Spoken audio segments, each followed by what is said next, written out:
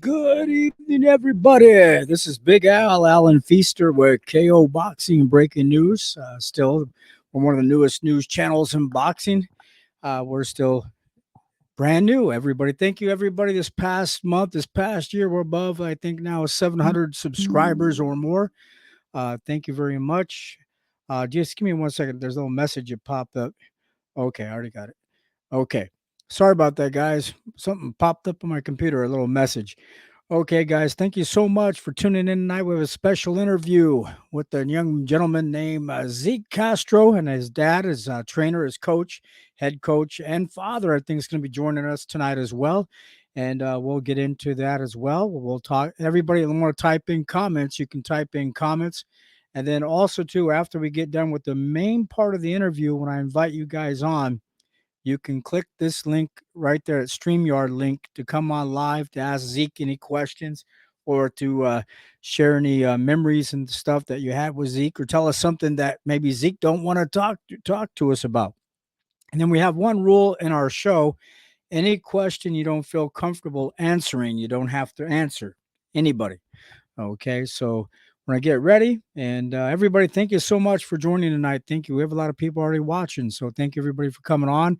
If you haven't subscribed, please subscribe. Don't forget to hit the bell notification button, hit the like button, hit the bell. Also, thank you again. Yes, sir.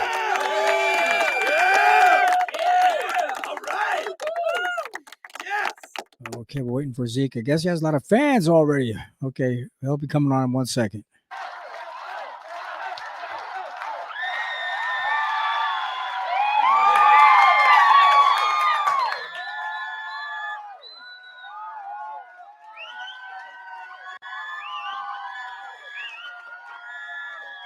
I was just joking. Okay, here we go. We have our special guest, Zeke Castro, and his father, Mr. Castro, is on, coming on as well. Here we go, guys.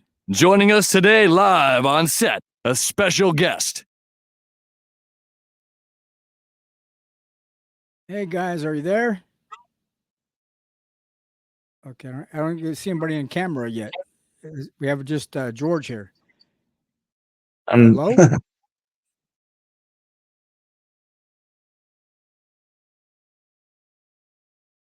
Zeke, are you guys there? Hello?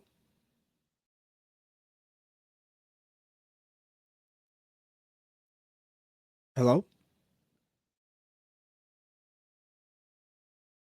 Okay, what we'll do is we'll have them come back in again.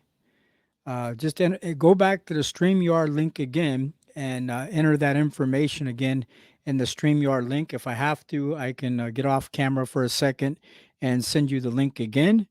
And we have a lot of people already making some comments. But Zeke, your dad, just go back to the StreamYard link and follow the instructions again.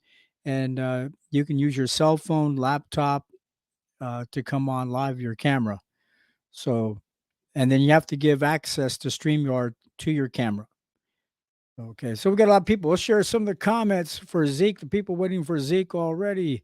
We have Zeke Castro, yeah, and that's Daniel. We'll share these again as we're waiting for them. Okay, while we're waiting for them, I guess while we're waiting, we can go through maybe some of the headlines in the news as we're waiting. Normally, I don't do that, but well, we'll wait patiently. Already, we have a few. Priscilla, Joe Allen, boxing, Priscilla Woosley, and many others. Okay, we see all you guys' comments. We'll wait for them to enter back in. Let me get off one more. I'll close out my mic. I'll send them the link again just to make sure they got it.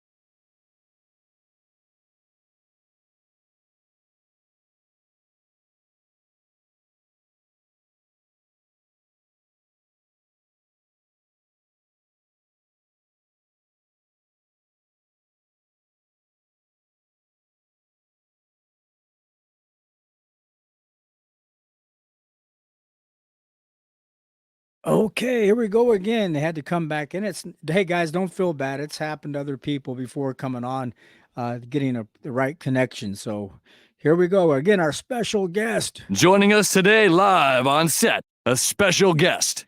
Zeke Castro. Here we go. Hey guys, sorry How's about it that. going? You're Uh, on live. How you guys doing? I'll pull you up real quick. Pretty There good. you We go. got the earbuds on, but they're not seeming to work. We'll just take them off. Is that all right? Okay, that's fine. Well, sometimes there's an echo, but if you guys don't hear, we don't hear an echo, then we should be good. Yeah, I'm Okay. not hearing anything off there. I'll just take Okay. those off. Is that Oh, all you're right? okay. You're Mr. Casper, you're okay because we don't hear an echo yet. That's only to sometimes to keep a better connection where we don't hear an echo or somebody will be playing the camera or the live stream in the Okay. background, like on being on the like you're calling on the radio. You got to turn down your radio Okay. for it doesn't backfeed. There you All go. right. Well, All sorry right. about the technical difficulty. I didn't get the full. No, Uh, that's okay. I didn't know how to do it, man. I'm old school. I'm old school. Oh, well, not as old as me. I'm 57, so, so Yeah, you got a couple years on me. yeah, okay. Give me 1 second. We're gonna fix something here real quick. That way we have you both on camera this way. Give me 1 second. Fantastic. Thank you. We have a lot of fans already on, a lot of family members or people Oh, here to watch the interview, so we're thank you. fine. Okay, there we Well, go. it's an honor to be on your show. Thank you very much, and it's very nice to meet you. Yep, Mr. Castro. Hey guys, look at your good coach from what I've seen there.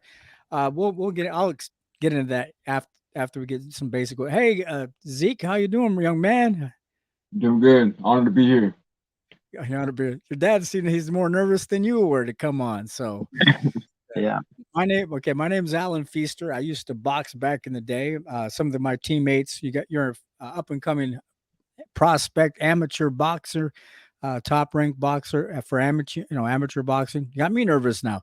But I used to box, have a lot of head injuries from the past, even from street fighting back in the day, back in the 70s and early 80s. So I had some frontal lobe damage. So for me to collect my thoughts sometimes.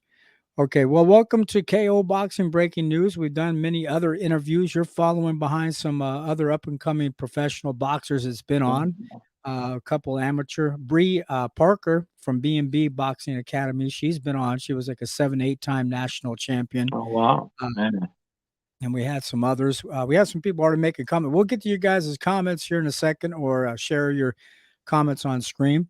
Also, we had Roberto Duran. If you remember Roberto Duran, we had his son, Robert Duran, on as well, and some others, and some young men that are like 8-0, 11-0 from Las Vegas, professional boxers. Joey Barrero and his brother Ezekiel Barrero. They train with the young guys that you want to be fighting. So Tank Davis and all of them, and Ryan Garcia, and so because they lived in Las Vegas. So they've been on as well. Then we had Bernie on from B&B. You guys know probably Oh yeah. Bernard Davis. He's been on for an interview. We had Steven Nelson on this past weekend. So there's some guys that's been on that you're familiar with. And I'm in Omaha, Nebraska, so you're not too far away. Not at all. So I try to save a couple video clips to share with the fans or people that don't know you that well. But Zeke, real quick, we'll start from the very beginning. How you and your father get started in boxing, or get you started in boxing a long time ago? He got me started in boxing because he was an amateur boxer. I'm not sure how he got his start. I think it's you're gonna have to Yeah, I got my start from him though. I think I was just born with a pair of boxing gloves. So I just been around it my whole life. So Okay. Well, I have to run the whole show here, so I don't have a second the backstage people helping me out, so you're fine. Real quick, what I wanted to do, everybody is asking, how young did Zeke maybe start in boxing? I have some pictures to show from that as well. We'll get into that. So your dad got you started in boxing. How old, Yeah. Zeke, were you when you were boxing, when you first started? Do you remember? Competing. No, just training, just practicing boxing. I actually sent you a video, and on that video, him hitting the bag, he was about in between 5 or 6, about 5 or 6, and he was already displaying jabs and body shots, and for such a young age, he was already showing tremendous ability. But I've been working with him ever since he was a very little kid. So Well, he's been around it. Right. We have a little video clip, but I'm going to show the video clip. While the video clips are playing, the couple that I have to show, our mics cut out, so they won't be able to hear us. But this is the video clip that, Mr. Castro, what's your first name? Zeke as well. I'm actually, I'm actually junior, and he would be the third. My dad was Zeke Senior, so yeah. The 3 Z's, you can't sleep on the 3 Z's. There you go. I like that. No, can't sleep on them. Well, everybody, this is a little video clip we have of Zeke hitting the bag at a very, very young age. Here we go. That's the one.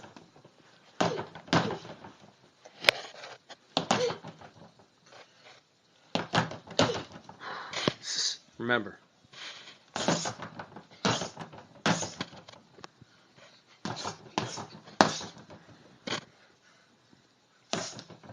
Jab. 1, 2.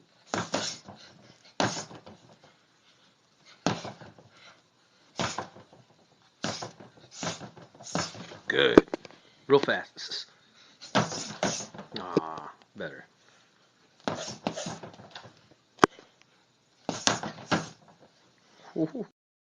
Okay, there you go. Hey, Zeke, how old were you when you were hitting that bag? Do you remember?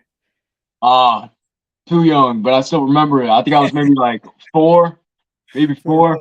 Yeah, and you see me looking back at my dad trying to get approval from him. Yeah, I'm always just trying to impress my dad. No, you're doing pretty good. Hey, let's go through some of the comments. These are some of your fans, family, people that might know you. I'm gonna go through them. I'm gonna show some of their comments just to give them kudos for showing up tonight. Thank you. Oh, Joe Ellen. I'm here, brother. He says, okay. Good to and see Daniel, you. Let's go, Zeke. Okay. Some others as well. Oh man, that's cool. They're showing love. They're showing the love. I got some friends, families, and I got some subscribers that are there, and they're tuning in and stuff. Joe Ellen, actually, he's been following Zeke from probably day one since I started posting up the fights, and he's been really promoting Zeke on his YouTube channel. Is Joe Allen Boxing.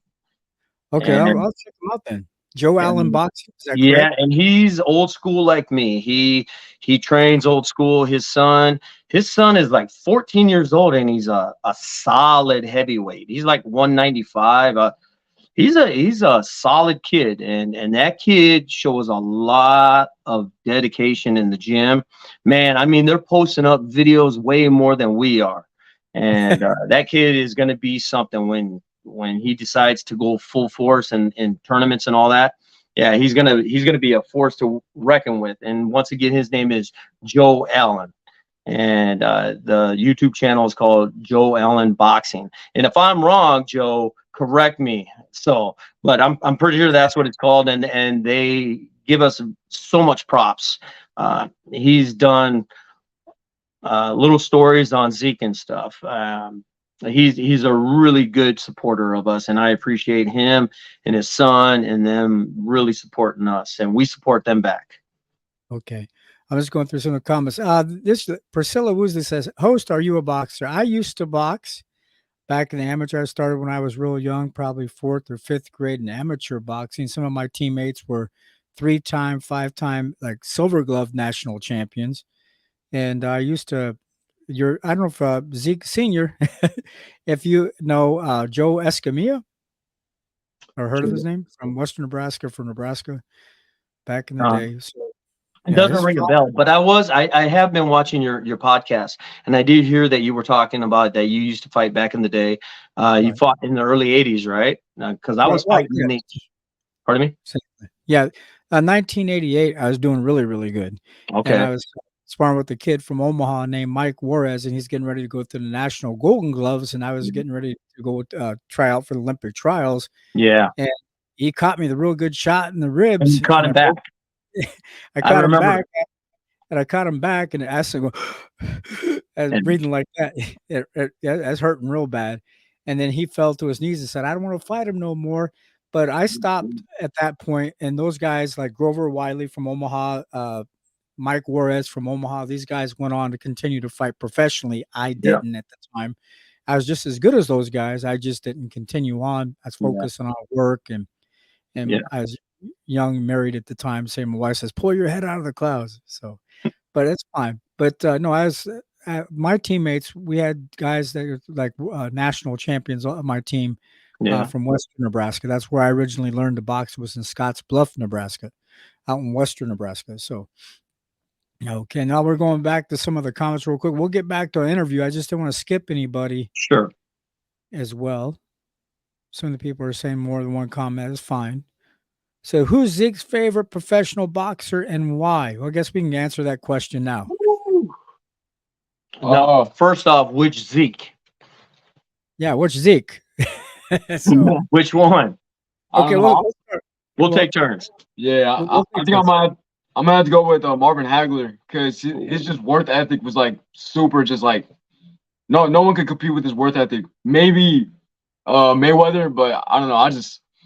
I take the things that he did and I put it into my workouts because I admire what he did. He's a warrior, so yeah, I respect him in every way. And there's Joe Allen boxing. Okay. Mine. I would, man. I got his posters back here. I have a few of them, but man, I used to love Felix Trinidad. Felix Oh, Trinidad. As far as I know, he was undefeated as a welterweight, junior welterweight, and junior middleweight. I think when he went full force with middleweight, when he met Bernard Hopkins, that's when everything kind of started falling apart. They were a little bit too big for him, but as a welterweight uh, and junior middleweight, he was unstoppable. He was an action-packed fighter. Beautiful combinations, body shots, hooks, jabs, right hands. Defense, he needed to work a little bit on defense, but man, that dude he had a lot of heart. He'd get up off the floor and knock your ass out. So, yeah, Trinidad's like one of my favorites. I got a few of them. Lennox Lewis. I got a lot of the old school. Manny Pacquiao's got to be in there too, man. I got a yeah, lot of love for Manny Pacquiao. Damn good fighter. Yeah. yeah.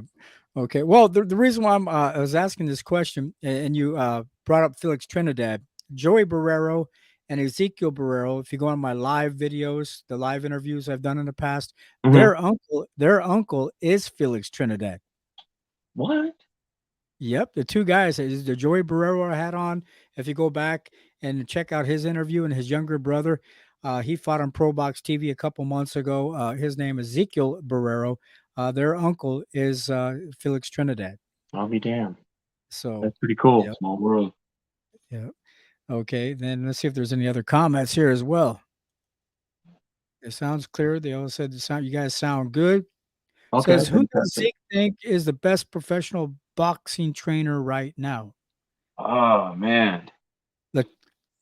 Letitia McCauley, she's all the way from Scotland, guys. She's asking this Wow. question all the way from Scotland. Scotland. That's awesome. That's I'm not really too sure, but I would say probably Jerome. All right, no, I wanted to do Manny Pacquiao's trainer. What was his Freddie name again? Roach. Yeah, Freddie Roach. I Freddie wanted to Roach do being Freddie that. Roach, but I would probably have to go with like Errol Spence's trainers or Jerome Boots Ennis, because I kind of just like that Philly style training. And he Yeah, trains sure. hard, man. I follow him on Instagram, man. He trains like a beast. Right. His father He's trains super is trained Boozy Ennis. Yes, is his Yeah. father. Okay.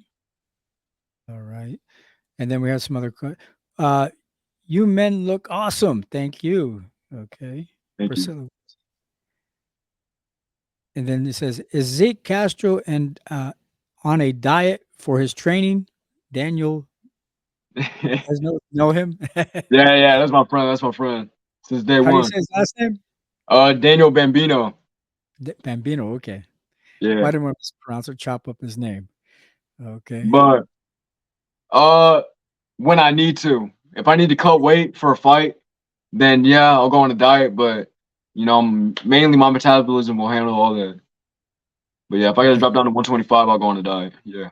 Okay, guys, we'll stop right there for a quick second because these are type of comments we would like to ask maybe a little bit after we get to know Zeke a little bit better. Normally, Zeke, when you started out boxing with your dad, what year how old were you when you actually started competing? Like 8 or 9 or 10?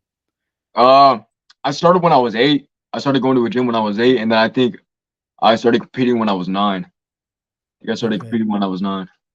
Now, do you have any accolades from like a national silver gloves tournament or USA Olympic, Junior Olympics, things like that, or Junior Olympics and but no nationals. No nationals. We actually kind of started a little late with him. We were doing little show bouts, and as he got a little older, that's when we started doing the tournaments and stuff. Like we started real late. I mean, yeah, we should have been doing it a long time ago, like everybody else. Everybody's got a head start ahead of us when it comes to tournaments. We're entering in these tournaments, and they already got like 20 to 30 times being in the national tournaments where we're going in. We didn't have any when we went to Detroit, but we fell short in Detroit the first fight. We learned from that, and then we went to Philadelphia, and then I think it was 28 fighters in Philly in the national qualifiers for the Olympics. They were taking the top 2, and out of 28 is what I'm pretty sure it was 28. They were taking the top 2, and we came in 3rd place. We came real close. Oh, wow. Came real close. And we're surrounded by ranked fighters, and we're not ranked, and we don't have the accolades like what they do. But what Zeke does is he performs at a high level. He's an entertaining fighter. And I always told him my motto was, if you're going to be a fighter, you need to be an exciting fighter. You need to be an action-packed fighter and use all the tools that you have. Be an action fighter. People will always remember an exciting fighter. Nobody remembers the boring fighters. And maybe that's the reason why we're making a little bit of noise. So okay. Well, I don't know exactly how Zeke Senior how I didn't know how we actually got connected on. I don't know if I seen your son and I asked you guys if you'd like to come on, or you got a hold of me. I can't remember. That's okay, because we support amateur boxing very heavily. Now, did you compete in the National Golden Glove tournament this year? Is that where you took Yeah. 3rd place? Yes, sir. Wow. Well, just guess what? One of my other interviews I did like a couple of weeks ago with Cashman Anderson. He got the outstanding fighter of the whole tournament, and we did an interview with him a couple weeks ago. So, and he won the 150, 56, about 156 pound weight class, I think, around there. Yeah. So, He fought one of my teammates at oh, the he did? finals. Yeah, Right. it was a damn good fight. He know, So, yeah, he can bang. right. So you're on here with him. So we have a few amateur boxers on. Then we had another guy that was really good amateur boxer, but he wasn't following the right footsteps and got himself in some world of hurt. Yeah. And his name is Alex Horst from Lincoln, Nebraska. You guys might have heard of him. A Native American Indian young man, is really outstanding amateur boxer too. Back in the day, getting ready to turn pro. But some things came up. He got shot last fall Ooh. 9 times. So Yeah, that's what I'm saying. You got some young. That's another thing I would like to point out. There's a lot of amateur boxers maybe watching this interview later on that you have to be completely focused because you could have all the talent in the world and all the skill in the world like Zeke and these other young guys. But if you don't get distracted just from the wrong things, hanging around with the wrong guys, wrong friends, Alex Horst last fall got shot 9 times, and he lived. He lived, but that was a blessing that he lived, and he wanted to come back to train. And I tried to talk to him the other day, but he said he has to deal with some other stuff too. It came over this past year, so it can mess up your amateur boxing career or your opportunities to turn professional if people get involved with the street life. Let's put it that way. So you need to stay away from all the negative stuff.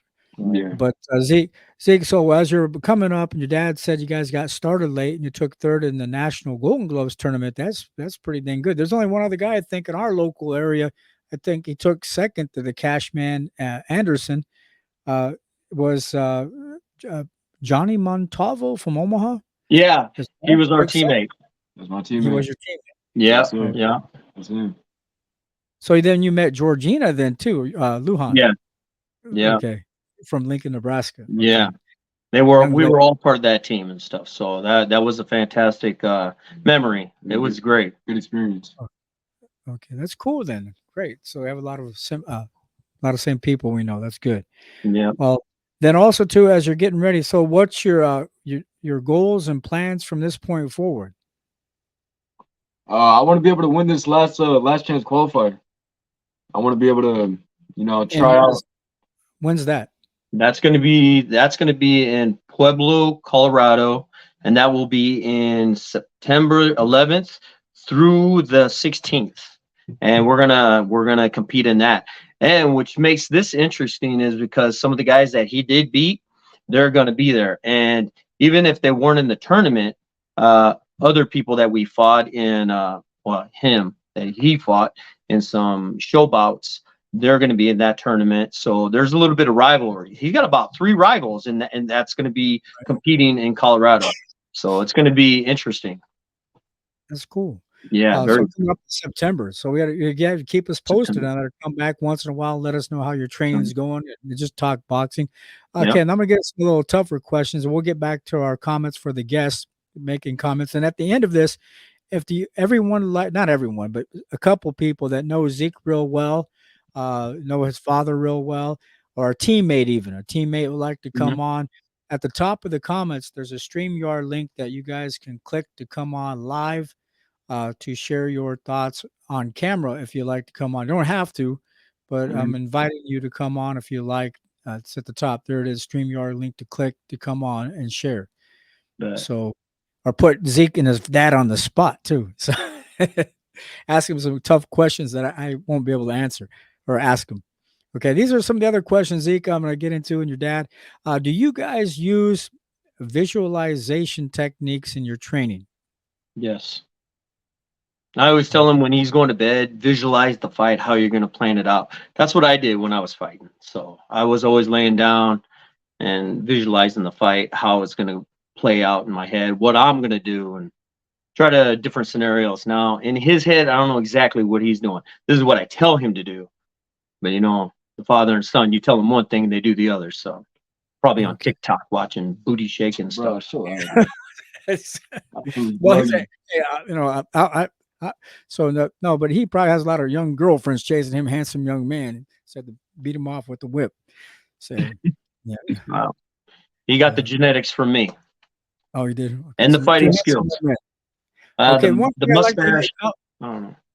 one thing I'd like to give you both a compliment on is when I was looking at some of your past videos, when I watched some of the fights and also hitting the mitts and things like that. I always tell fighters that you got to the the best boxers in the world have the best jab. And I'm not talking about just a jab. You see these heavyweights just pawing out there and just Yeah, throwing out there like this. I You hate guys that. fire that jab. You guys fire that jab like it's a Yeah, cobra whip. This is like stinging, like whack. yeah, You know, and so I give you kudos to that. The right training, bring that jab hand straight back, to protect yeah. yourself. Thank you. Thank you. Anybody wants to know how to throw a jab? Look at how Zeke throws his jab. So so That was one thing I don't like. I don't like a pawing jab or measure. I know a lot of fighters like to measure and stuff, but I wasn't trained that way. My dad always taught me, if you're gonna throw a jab, you better snap it out there and a right. quick snap and jab, man. And those are the ones that are really hard to evade. So I always install that into him about throwing a good, stiff, penetrating jab, which Oscar De La Hoya had a great jab. Lennox Lewis had a great jab. Felix Trinidad had a fantastic jab. There are a lot of fighters down in history that had fantastic jabs. So, yeah, a jab, you can win off a whole fight off a jab alone, man. So, a jab and a 1-2 basics. So, yeah, I'm very hyped on that. Okay, we'll come back to some of the comments here, and then and I'll ask you a few more questions as well. Yes, sir. Okay, where I leave off here, because okay.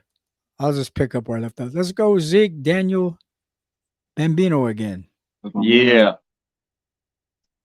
Showing some love. Yeah. And if I pull a comment up by accident a second time, that's fine.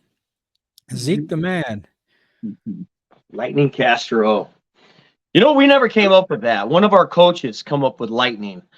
One of his fights, he posted it on Facebook and he put on there Zeke Lightning Castro. And me and my son were talking, and I was like, man, I don't know if I want to give you a nickname, man. Let's just stick with Zeke Castro. But he just kept posting Lightning Castro, and then it just kind of stuck. And then, next thing you know, we're in the newspaper. It's Zeke Lightning Castro, and then the news and Lightning and it just kind of stuck. So now he's Lightning. So, and I can thank Mike Farley for that, which is one of the other coaches at our boxing gym, which is Siouxland Junior Boxing Club right here in Sioux City, Iowa. And they've been around, actually, the history on them, they've been around since their fathers and uncles had that gym running about late 70s to the 80s. And that's when I showed up. About 81 is when I showed up. So it's old school. And so the second generation has brought it back. So, and boom, he's in it. Can you guys speak Spanish? Or no? I'm still working on it. Can your dad? No. Nah, the Mexicans at work, they call me pinche pocho, so I don't know. And Okay. I gotta Google that and find out what that means. But well, the reason why I was asking that, we had Johnny Ray. John. A young professional boxer from Florida. I have to go back and look. I'm trying to remember from my memory. I got hit in the head too many times. But his name was Johnny El Rayo. El Rayo meant like Johnny Lightning, the Lightning. And I thought that's kind of cool that you guys brought that up tonight. But yeah. So it's stuck. Nah, the only one that speaks Spanish is my mom. And yeah, she's speak of lightning, check this out real quick, just for fun.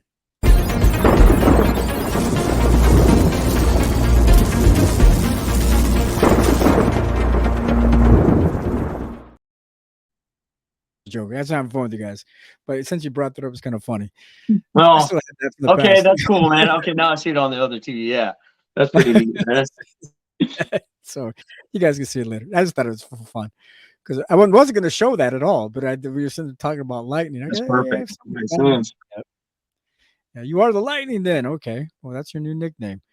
Okay, then also too, let me go back here real quick. We have some pictures, just pictures right now, so people can we can still talk or showing pictures. This is a picture, I think, when you guys were real young, when you were starting out boxing, getting his hands wrapped by. Is that you? No, No, that's our head coach. That's Danny Farley.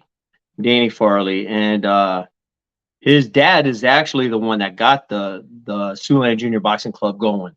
So yeah, the son's taking over, and we got a fierce boxing team. We got a nice uh, group of kids that are competing and stuff. Oh my God, yeah. God, I don't know how young he was there, about 3 or Yeah, 4. I don't know. That's a WWE wrestling belt too, by the way. I have to go back Yeah, and look at it. yeah, That's a WWE wrestling belt. yeah. That was a wrestling belt. Yeah, he was. Yeah, and then that was that picture right there. That was in Philadelphia. That was a great experience. Yeah, yeah. Okay. That was a great experience there, man. A lot of memories, a lot of stories, man. I got to tell you a story later, man, if we have time. I got to tell you the story of coming back to Sioux City when I got pulled over by a cop. Yeah, that's the funny story. I was telling one of the women about this. I was telling her, man, should I tell this funny story, because I've been watching your channel now, and you guys just roll with it, man. You guys, and it can go for 2 hours and stuff. So I was like, man, maybe I should tell that story. So maybe we'll get into that story later, because it's actually a really funny story. Being Okay. pulled over by the cops, headed back to Sioux City, and that was Detroit, wasn't it? That was true. Yeah, we drove to Detroit and drive it back, and then I got pulled over by the cops. So that's a funny story. So we'll ahead. get back to that later. Okay, that's fine. Okay, then some other question we asked if you use visualization techniques. Give me 1 second. I'll come back to the comments because we got a lot of fans. You got a lot of people. For real? Yeah, we have at least 21 people watching that I can tell. So you tell Zeke to fight. to fight who? So okay. Canelo Marcus almost Chad. crazy. No, Marcus he's Chad's crazy. one of our fans, one of our subscribers to the show. Marcus, thank you for showing up, brother. Tonight, everybody, thank you for showing up. Again, Canelo. Tonight we're doing a special interview with the Zeke Castro, guys. Congratulations on being a high school grad. Thank you. Thank you. Yeah. Good accomplishment. Okay. And here's somebody speaking Spanish. I don't know Spanish. Okay, it's La familia está orgullosa de Zeke. Oh, that's my sister-in-law. That's my Okay. sister-in-law. Yeah, we're gonna have to Google Yeah. translate that one. Now, the last one that you saw was George Hellerman. George Mhm. Hellerman, and he actually made a trip to Philadelphia to meet Zeke. Oh, he's not even like a principal or a teacher at his high school? No, He's just- no. He actually, I'm not sure how he ended up seeing Zeke's fights on YouTube, or I'm not really sure. He might have to, make a comment on how he found Zeke, but he actually likes the way he fought, and then he said that if we head down there, he was going to try to meet us and stuff. And man, he showed up. He was a man of his word. He was there, and we got to meet him. Very nice gentleman, and it's cool that people want to meet Zeke and stuff. It's been a really nice roller coaster ride, but it's a good roller coaster ride, and we're just keeping Zeke busy, fights after fights after fights. I think when you posted his fights, the little background about him was like, what was it, 15-5. Now it's 17. It's 17 wins and 6 losses, so 23 altogether. So yeah, we had a little bit of fights in between that time. So yeah, That's keeping fine. him busy. I had a teammate on my team when I was an amateur boxer. He lost his first 6 amateur fights. Then after that, he never lost an amateur Yeah. fight. And he went on to be a Wow. 5-time national silver gloves champion. And Wow. then his brother was a 3-time national champion. And then I beat one of them. So, but later on, when I got older, Wow. 19, not when they were 15, but So okay. when you were fighting, because you were fighting right around the time I fought from 81. I was 12 years old. I weighed 70 pounds, and I fought all the way up till 95. So yeah, right around them times, like 80 and the 90s. Man, they had. Do you remember Viking Ship when they were? And that's where I Viking? practiced. That's Did where you? that's where I met Mike Juarez, was at the Viking ship. Yeah, And they're not around anymore. well, they did practice there. And then Joe, I think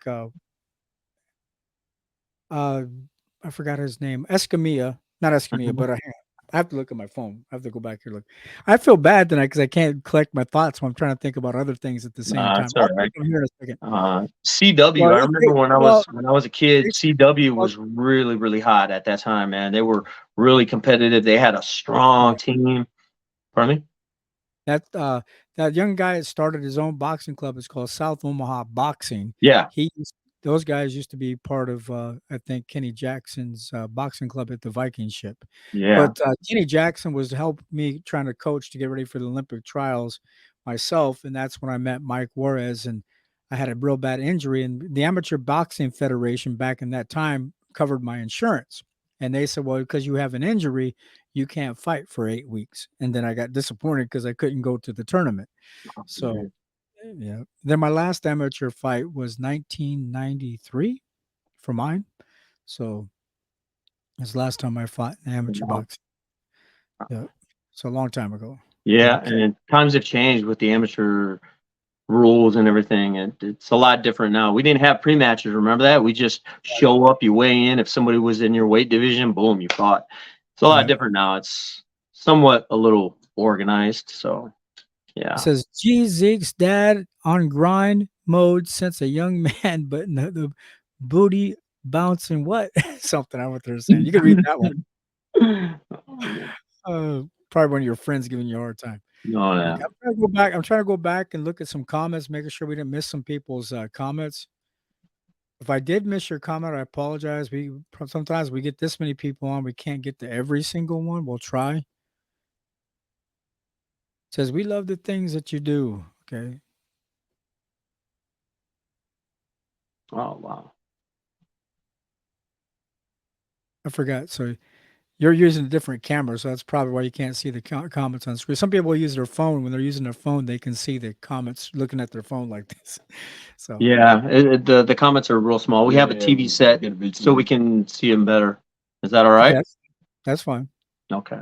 Yeah, we see them a lot better That's on the TV screen. So well. Later on, when you have time, you'll probably want to go back and look at some of the comments you missed or didn't get to see. fantastic. Letitia McCauley says, "Is he fighting?" Okay, is it okay? This is a question for now. Letitia McCauley, for a lady, she's one of the top, I'd say, boxing gurus that I've had on my show. Besides Bernie the boxer, other got somebody like that knows a lot of boxing history, and she's asking a question: if Zeke was fighting professionally today, who would be his dream fight? That is fighting now. Uh, I'd say Pitbull Cruz. I feel like that'd be a really good fight. I mean, he's a brawler, and that just, I don't know. I just like to put on a show for the people. I don't like, like Devin Haney. I mean, I like them. I just wouldn't like to fight him at what I'm at like right now. Soon I'm gonna like work with like slick fighters and get better at that. But like, I feel like right now, like Pitbull Cruz, that'd be like a really good fight, entertaining for the people, and that's what I want to do. I feel like that'd be a good fight. Okay, Marcus Chaz, he doesn't know. Marcus Zeke is still amateur boxer. He's not professional yet. He was asking a question: what promoter is Zeke with now? No promoter yet at this time. He's not Yeah. supposed to. It's okay. Then No, but Priscilla, go ahead. we got expirations for some good promoters. We want a good promoter. I know we're shooting high, but I would like Eddie Hearn or Oscar De La Hoya's and um, shooting for the stars. Now, if Or we get top them, we rank, don't know. But right? Top rank or at the zone yeah, oh or yeah, those Golden those Boy, would be things like good. that. I want to get Okay, him out there. He's a very entertaining fighter to watch. Have you seen some of his fights? I just seen the ones went back and I watched on YouTube. I Yeah. haven't seen his fights in person because I want to Oh, start going to some oh of no, more of I the mean, amateur yes, sir. fights. Well, I work a regular full-time job too, so Yes, sir. but yeah, I've been to some of the amateur fights in the past, but I like to go a lot more than I have been. Yeah. Says young Zeke also has an amazing personality, funny, carefree, just like his pops, always the life of the party. Interesting. Okay. Okay, guys, we're going to stop with the comments for I can focus on some questions or to get to know Zeke a little bit better. And some of you might know him better than me, and that's fine. We'll get into that. Real quick, people were asking about how good Zeke was. I did save a video clip. I think it's about 3 minutes long, and I might stop it. I don't know if I'll play it all the way through. I might play it all the way through, but just see how time's going. So I don't want to bore you guys to death. But I'm going to share that real quick here as well, because there might be some people that don't know how good Zeke was, or that way they can watch him in the future. And he's been posting a lot of stuff Oh, on yeah. YouTube. Zeke Castro on YouTube. You can go back and see some of his fights, to see some of his training. I think Yep. he showed quite a few videos. Yeah. So let me get into that real quick, and I'll pull that up as well. Here we go, guys. This is some of Zeke's fights. I'm gonna see if I pull this up real quick. Okay, I can't show that one. I'll get in trouble. Okay, I accidentally hit a commercial like in a show from Showtime Boxing. I better not click on that. I'll get in trouble for a copyright claim. Okay, here's Zeke. You've probably seen it. Yeah, here we go. This is Zeke fighting. We can't talk while we're showing the video because it'll cut out our mics. But we'll come back here in a second, guys. You can get to watch some of his previous fights. Slip and stick!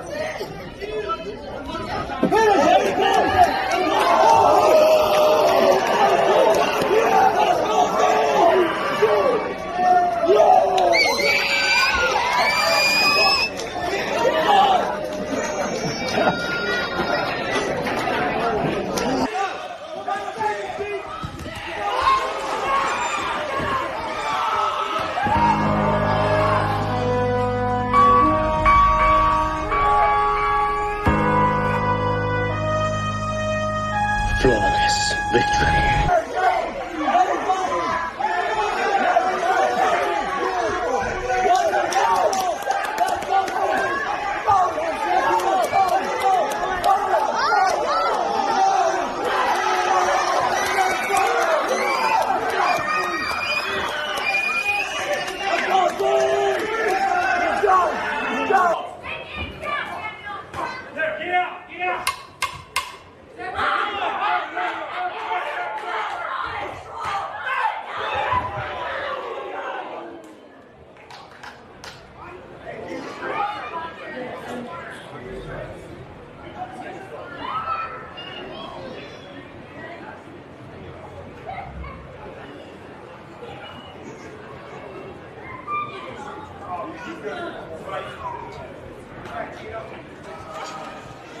Say coming back with his own nice head movement right after that. Both of them slipping punches.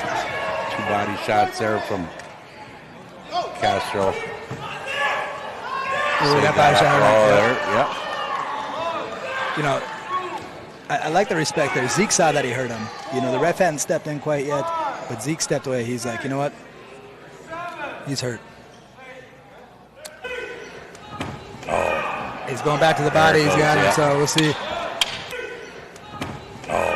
He's going back to the body. He's got him, so we'll see. Got about 15 seconds left in the round. We'll see if he's got time to recover here.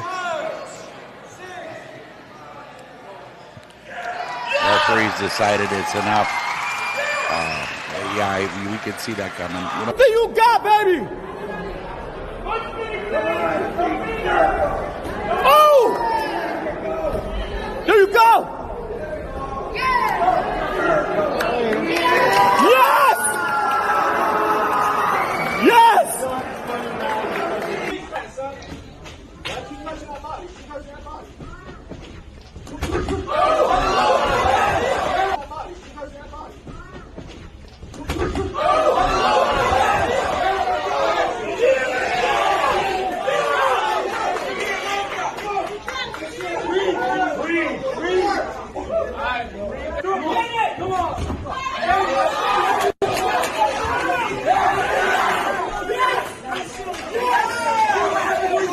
You need to get it, Zeke.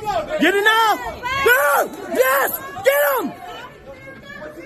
You're getting it. Yeah. You fucking hurt him. Do it again. Yes. Yes. Yeah. Take it. Oh, shit. Oh. Bottom. Yeah. Yeah. Yeah.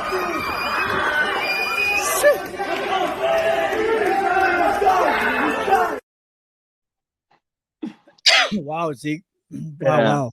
Yeah, it never gets old. That's just some examples, huh? So it have a lot of power. Now we're gonna get into maybe some of the training techniques, but we got some people still making some comments. I can't even keep up tonight. Okay, that's fine. But we'll get to you guys' comments here in a second.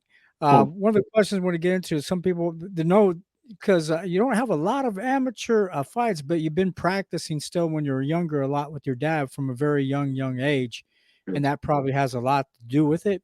But can you give us an idea of what your training's like? Now, I always ask this question when I used to help coach boxing as an assistant coach. So I always tell it to be the best boxer in the world, you have to do a lot of road work, you have to do a lot of running, a lot of cardio. How much running do you do? A lot. When I go to the gym, I normally do around 4 miles, and then I'll do some self training like Fridays or in the weekends. And those are my off days, cause it won't hurt to get a little bit of extra running. You know, it ain't gonna kill me.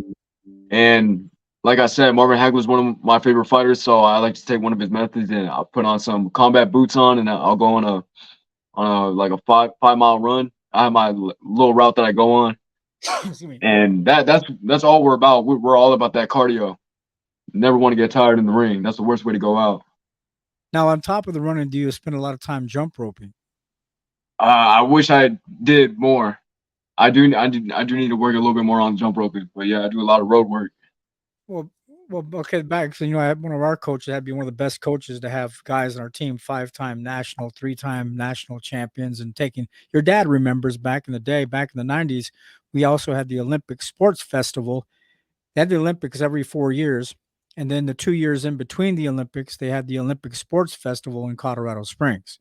And some of the guys on my team took third place in that. So they're just as good as you are right now.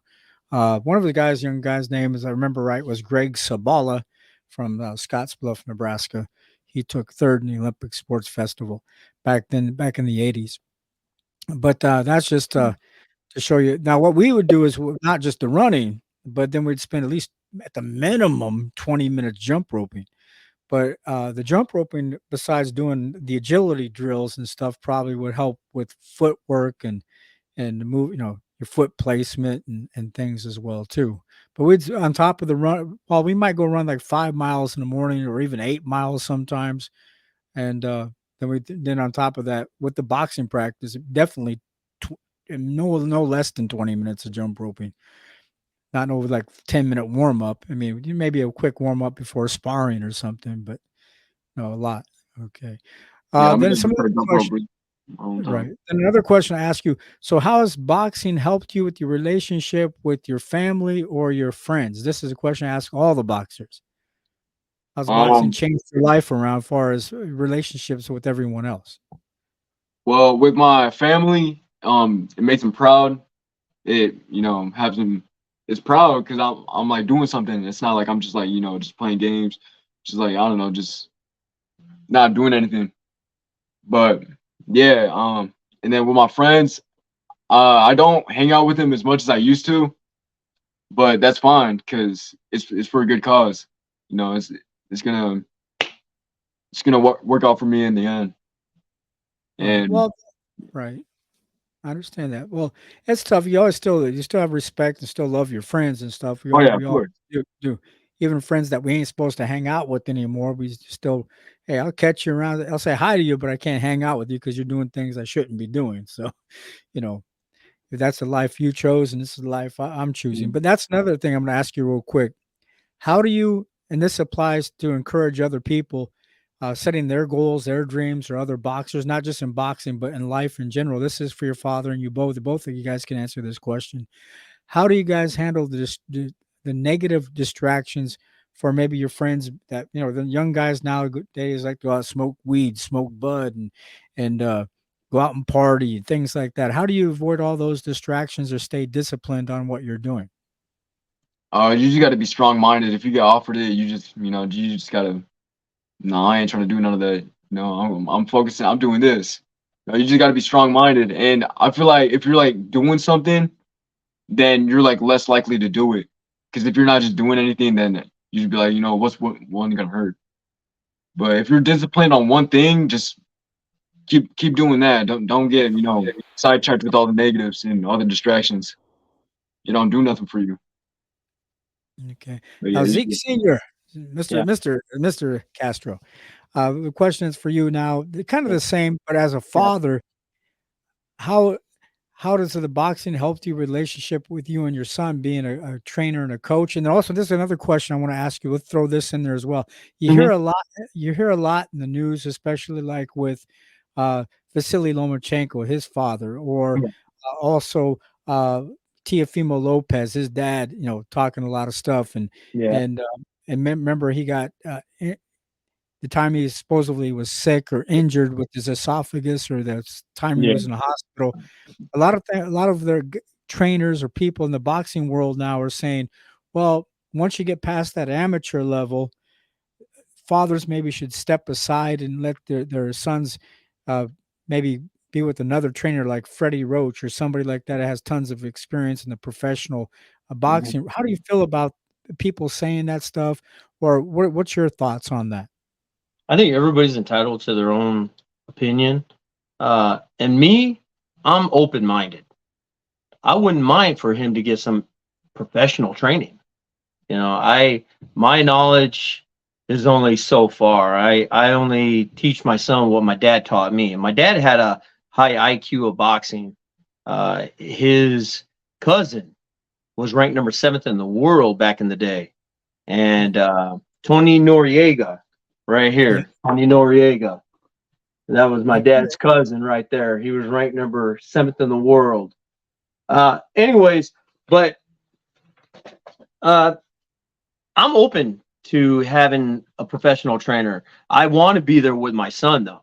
I don't want to be pushed off to the side. I mean, I'll be there, but I'm not going to be in the way, and if they give me an opportunity to give some advice, that's fine. But no, I'm very open-minded. Other fathers are set on their ways, and no, you're not going to train my son. I'm not like that. I'm not like that at all. If we had a good professional coach, trainer, I'm all for it. Whatever makes him a better fighter, why would I jeopardize that? I want him to be the best elite fighter he can possibly be, well-rounded. So no, I have no objections of anybody trying to teach my son if they know what they're doing. And if they don't, and I see things that they're trying to change that doesn't work for my son, then that's when I'm going to have to be the dad and say, this is not working because this is going to affect him in the long run. And I'm looking out for his well-being. So. Okay, that's fine. It was just a question, but you've heard a lot of that in the news lately, especially. Yeah. Okay, let's go back to some of the comments real quick. I don't miss out on those.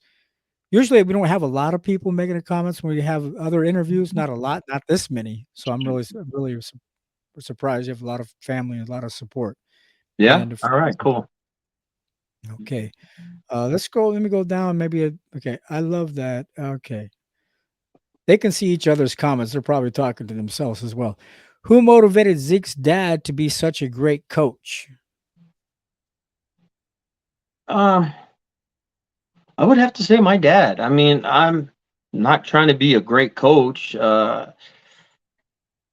My dad. Everything like I teach my son, it's because of my dad. If I had told him about the snapping the jab out there, bam, snap it out there, bam, snap it. That's because of my dad. If I tell him how to follow through with the right hand, and when you're going into the body, dig in, and all your power comes from the back leg when you're throwing the right, but then it all shifts to the power, shifts to the front when you're throwing a body shot, when you're leaning in. All that was from my dad, all the little tricks of the trade, little parries, and then come back with your own jab, sets up with everything else.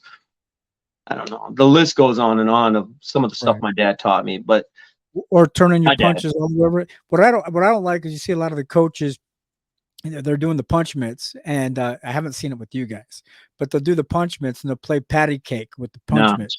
I hate that. That's not the right way. No. I mean, if you're having fun, just for fun, once in a while, but that's not the right way to train with the punch mitts. And that's one of my pet peeves. So my whole philosophy on training is, I always say it in the gym too. I always teach the kids. I always tell them, train with intensity. Everything you do, intensity. Intensity. You're going to throw a jab, boom, snap it out there with intensity. We got some kids at the gym that aren't fully dedicated, and they're hitting the bag and they're just not putting no effort into it. And you'll see that go into a real fight. If they take that mentality, they're going to take that into the ring. You need to be exciting and hit the bag, hit the mitts with intensity, because that's when they're hitting like the mitts. That's how you got to be. When he's hitting the mitts, or I'm working with other kids, I tell them, hit it with intensity, hit it fast, hit it hard. That you need to bring to the ring. But if you're lazy, you're hitting the bag lazy, you're going to bring that to the ring. You don't want to pick up bad habits and bring it into the ring. That's where some fighters get hurt, doing stupid showboating or dropping their hands, and just bad habits can get you caught. And we try to work on making our fighters better fighters. So yeah, Okay. intensity is my thing, man. One thing, like I always tell the kids too, like snapping a jab, and I always use like Bruce Lee, like Enter the Dragon. You remember Enter the Dragon when they had their hands and then the build up and then boom, and then he just snap, bam, snap. That's what I'm talking about. That's intensity, man. That building that energy, and then you just know where you're gonna hit, boom, and then you hit. Love Bruce Lee. Power will follow. Yep. Oh yeah. Hey, I got a question for you. Do you know who Bruce Lee idolized and took up his style? Oh, I thought I heard this in the past. I can't remember. Bruce Lee. You know who he idolized and took up that style? I remember them talking about this, but I forgot. Muhammad Ali. Yep. Muhammad Ali. And so when you see that foot movement, you see a little bit of the Muhammad Ali. That's what I heard from a documentary. I don't know. They could have been wrong. I know. That's what I heard from a documentary. Oh, there was somebody that he idolized that was like a boxer. I remember them talking about that. I just couldn't remember. It was Ali then. Yeah. Okay. Priscilla Woosley says, "What's Zeke's diet like when training?" Fish, chicken, rice, beans, and greens. Repeat. That's all I eat. Oh, you mix it up a little bit. Repeat. Okay. Yep. That's when you're getting ready for now when you're not getting ready for the fight, what do you eat then at that time? Chicken wings, pizza. No, I'm just playing. No, you're not. That's our victory. That when we win a fight, that's our victory meal. The coaches know this too. Pizza and chicken wings, man. Pizza and chicken wings, baby. No, man. I'm not one for a diet. I like to eat. I've always had a fast metabolism. I like to eat, so I'll only eat healthy when I got a fight coming up. It's not like I eat bad, but just like I just don't eat healthy. Okay. Some of some of the people might be typing comments and talking amongst themselves too. It says in the maternity ward, George Hillerman. Oh, he might though. He's probably saying that's where he's at. George Hellerman says in the maternity ward. Huh. Oh, is that where they met you? Did you guys have a baby or somebody have a baby? Because maybe that's where he met you or something about a maternity ward. Okay. You got me on that one. I don't know. Or he might say that's maybe where he's at now. Oh, maybe. It's got to be that one. Because I don't know anything about my own maternity ward. No. Okay. It wasn't me. Okay. Laugh out loud. Yeah. Ellen, can I call you Ellen? Yeah, that's fine. Al or Alan's fine.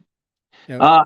Man, I just got to tell you, man, it's a pleasure. I'm enjoying this, man. I was so excited, man, on being on your show. This is our first time ever being on a podcast, and hopefully it ain't our last. But you get used to it. Get used to it. Not with me, just me, but this is to promote yourself and like look at, for example, Terrence Crawford and Errol Spence. Now they're going on almost every single podcast that's popular. Wow. I'm becoming popular, but I'm the beginning stages. But there's people out there that's been doing it for 3-4 years or longer, and they're going on their podcast or their talk shows and things like that. So I appreciate it though. You guys coming on as well. But I know the reason why I'm having you on is I support amateur boxing because a lot of times young guys that are prospects, outstanding amateur boxers don't get this experience. Yeah. And it gives them an opportunity to have another outlet to for people can get to know you better, and then also give you some practice as well, or getting more comfortable. Some people are shy. We had a young guy that's a professional boxer, and he didn't talk much. I mean, he's starting to get more relaxed, and I see Yeah. him being a little bit more assertive with his promoting himself. Yeah. But yeah, but I used to box with his father. Okay, then Daniel says here as well. What's his comment? The three Z's. Hell Hell yeah. yeah. Right. I gotta That's scroll cool, down. man. That's cool. We got a lot of supporters out there, man. We appreciate it. I'd He like to said, thank yeah. the people that helped us to get to Philadelphia when we needed a fundraiser. A lot of people from my job donated a lot of money to help us get to Philadelphia. Melinda was the one that really kind of organized the whole thing, and everybody at my job, at my wife's job, Zeke's friends, and the team. They did fundraisers at our boxing gym. Danny and Mike Farley, and everybody came together as one to get us to where we wanted to, and we were so close, so close. And so now our next goal is in September is Colorado, and that's what we're going to do, another fundraiser. And we're going to be doing some fundraisers at a park, Sonoma Park, and that will be Sunday, July the 23rd in Sioux City, Iowa. And it's going to be a free will donation, and the coaches are the ones that organizing this, Danny and Mike Farley. And once again, like it's a fundraiser, and it's going to help the team. Like if we need gloves and bags, but right now, the main objective is to get us to Colorado, and because the travel and expenses and the hotels, it gets a little pricey. And anybody that's been in the amateur boxing, the fathers, sons, the teams, they know about the traveling back and forth. It gets pretty pricey and stuff. So those donations, those fundraisers really help out a lot and stuff. So yeah, Sonoma Park in Sioux City, Iowa. That's at a park, and it's by the mall. It's not hard to find if you're from Sioux City, Iowa. That'll be Sunday, July the 23rd. That'll be a free will donation. So whatever, even if you wanted to just donate $5, that's fine. And we're gonna have a bouncy house for the kids, lots of food. There's gonna be tamales. Mexicans love tamales, baby. I love tamales. So Yeah, man. And we're gonna have hot dogs, hamburgers, and just all kinds of food in it, and music. And I wanted to have the midget strippers, but they said that'd be a little too much, so we're not going to do that. So you might get in trouble. Did I go too far with that? Maybe so. Oh, no, you're just having fun. Yeah, Okay. but yeah, He's no, been doing it's all this- a family get together, and it's to help. It's for a good cause. If Zeke even tries to get on the team, on the tryouts, I think that'll be history. I don't know if anybody in Sioux City has actually gone to the Olympic tryouts, so.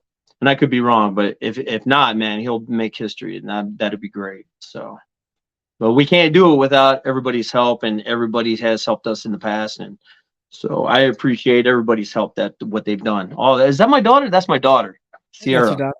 Yeah, Sierra, yeah, the best. that's my daughter. What does it say? The The best. I'll She's go so back. beautiful. She sang the national anthem. I keep telling her, man, show up at these little show bouts, man, so she can sing the national anthem. I told her, man, keep doing it and grinding on that, and then one day, man, maybe she can sing at MGM, and man, I just want my kids to just do good. I'm just being a dad and just want to see them excel in life, and they're doing good, so I'm very happy. Okay, Joe Allen Box says, thanks so much. You are right. We love you guys. Okay. Thank you. Yeah, they're great. They're great supporters. Says, we are happy for you, Zeke. And that's, I can't pronounce her last name. Inges. Luz Inges. You might know how to pronounce her name. Yeah, that's my deal. Okay. Iniguez, is it? It's Iniguez. Inges. Okay. Luz Iniguez. Yeah, do you want to read this? They'll give it a chance. Can you read the comments, Zeke? George Hillman says, Oh, yeah. go ahead, 'cause okay, I'll read it because you guys have to look off Oh, to yeah, the side. head and shoulders, and Zeke Senior head done. Good job raising him as a person and a boxer. Yeah, George Hillerman. Yeah, he's a good supporter of us and stuff. Yeah, Zeke's got a good head on his shoulders. He's doing good. Marvelous Marvin. Yeah. Okay. It says we are proud of you, Zeke. Okay. Yeah, marvelous Marvin Hagler. Okay. Yeah. What challenge? Okay. There's a question for as far as interview question. What challenges do both Zeke's face in the boxing journey? Let's start with the young man Zeke first. Oh, damn. What challenges do both Zeke's face in the boxing journey? What's your biggest challenge? Let's Faces. put it this way. Yeah, I think What's your they're trying to say faces. Yeah, trying to face in the boxing journey. Well, what do you think? What challenges? your biggest challenge, your toughest challenge out of everything? I mean, as You far know as what would be emotionally, mentally. a good challenge would be fighting over good promoters. That would be a good challenge, man. Should we go with this guy? Should we go with that guy? That would be a good challenge, though. But that's a tough one, though. Yeah, damn. I don't What know. challenges Shit. do both? I would. Hmm. I don't know. I'm not sure, but I'm just ready to go face whatever it That's is. fine. That's fine. No, I ain't afraid of nothing. Okay, Letitia, I don't know if Letitia's still there, but she left a comment. She remember this lady's from Scotland. She Wow. says, I was surprised with the young Zeke's answer. Great boxing role model was Hagler. Okay. That's She's from interesting. Scotland. Wow. So your Yeah. podcast really reaches out far, huh? Yes, but people want to pick up or click on the link or catches their interest or yeah. So yeah, it goes all the way we had a young guy on one night all the way from the UK, from England. So Wow. yes, all Uh, over the world. So somebody made a comment on Zeke's fight, and he was from Australia. Was it Australia? And actually, Joe Ellen is from Colombia. Yeah. Joe Ellen, they live up in Colombia. So when I found that out, I was like, wow, that's pretty amazing. We're reaching out all the way out to Colombia. Yeah. right. And you guys are always welcome to come back on if it gets too late. We'll be on for as long as you want. Then it says Weekend Warrior Box says, hell yeah, Zeke, you're a killer. Keep it up, man. Thank you. Yeah, you know what? He's saw some of Zeke's fights and made comments and stuff, man. Weekend Warrior Boxer, thank you, man. I appreciate it, man. Thank you for supporting my son, man. We both appreciate it a lot, man. We still have a lot of fights coming up. A lot of fights actually coming up. Okay. I think we have one in August. We have one coming up August 12th. That one's going to be in Omaha. I think that's going to be just a show bout. And then we have another one August 19th, and this is in Lupe City, Nebraska. Lupe City. Have you ever heard of that place in Nebraska? I heard of Loop City, Nebraska. Loop. How do you pronounce it? Loop. That's Loop. how I was Okay. always pronounced it. Yeah, Loop. Okay, Loop City, Nebraska. Yeah, that's like a 3-hour and 46-minute drive. So yeah, that'll be our next one that we're gonna go to, and then Pueblo, Colorado. Oh, you know what? Actually, we got the The There's a Buffalo tournament Bill. in Buffalo Brawl. The Buffalo the Brawl. tournament. We're gonna be in the Buffalo. I'm sorry to cut you off. I didn't mean to. North Platte, Nebraska. Yeah, that's where. Yeah, we're gonna go to that one. The Buffalo Brawl. That's supposed to be like a nationwide one, right? A lot of teams from a lot of different states. Yep. Yeah, that one's a big tournament. We already registered for that, so we're in that one too. So we're grinding, is what they say. So that's what we're doing. We're grinding, getting more experience. Excuse me, guys. I've been fighting a cold the last couple of days. Zeke Castro's been known better. Says Zeke Castro been known better with the little asterisks or little emojis. Okay. I don't know what that means. Some of them I can't see real well on the computer screen. Zeke Castro's Says we love the things that you do. You got to please support. That's Thank nice. you. Oh my God. Huh? Okay. Dude, I am. Oh man, I'm so stoked being on here, man. That's good. So, Man, man, look, let me tell you, I started with boxer shorts. I think they turned into a thong, man. That's how excited I am. I'll be back. I gotta work this out, man. All right, I'm good. Oh, seriously. Okay.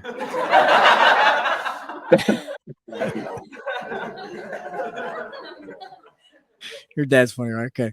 All right. Trying to be funny. All right. It's good. Okay. Make sure I don't forget anybody. Okay. A lot of other comments.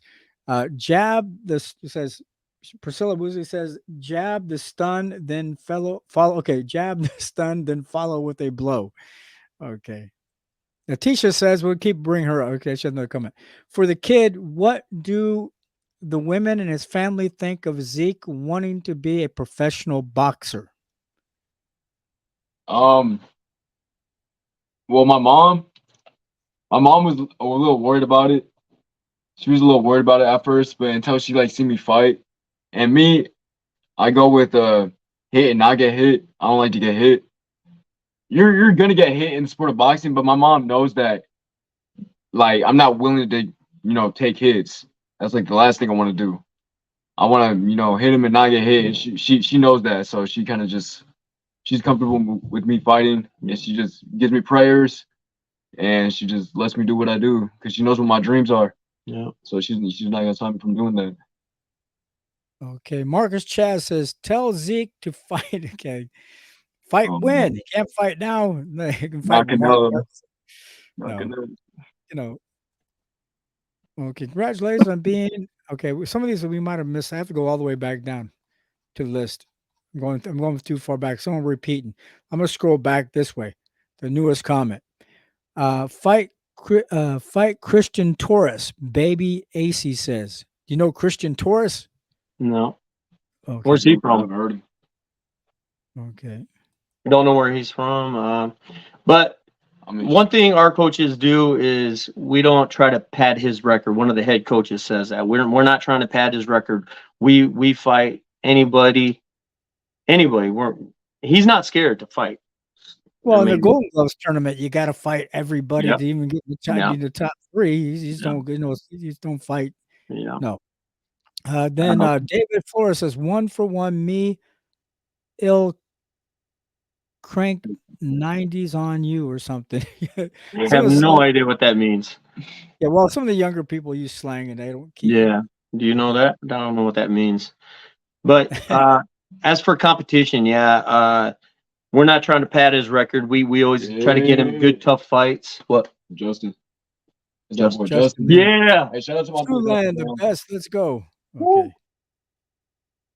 Justin, actually, Justin's son, Gabe, he's one of Zeke's sparring partners. We got some tough sparring partners. This is what we spar. They spar about 90%. They're going at it, and they're good boxers. This is why he's at a level where he's at, because we got a team full of tough fighters.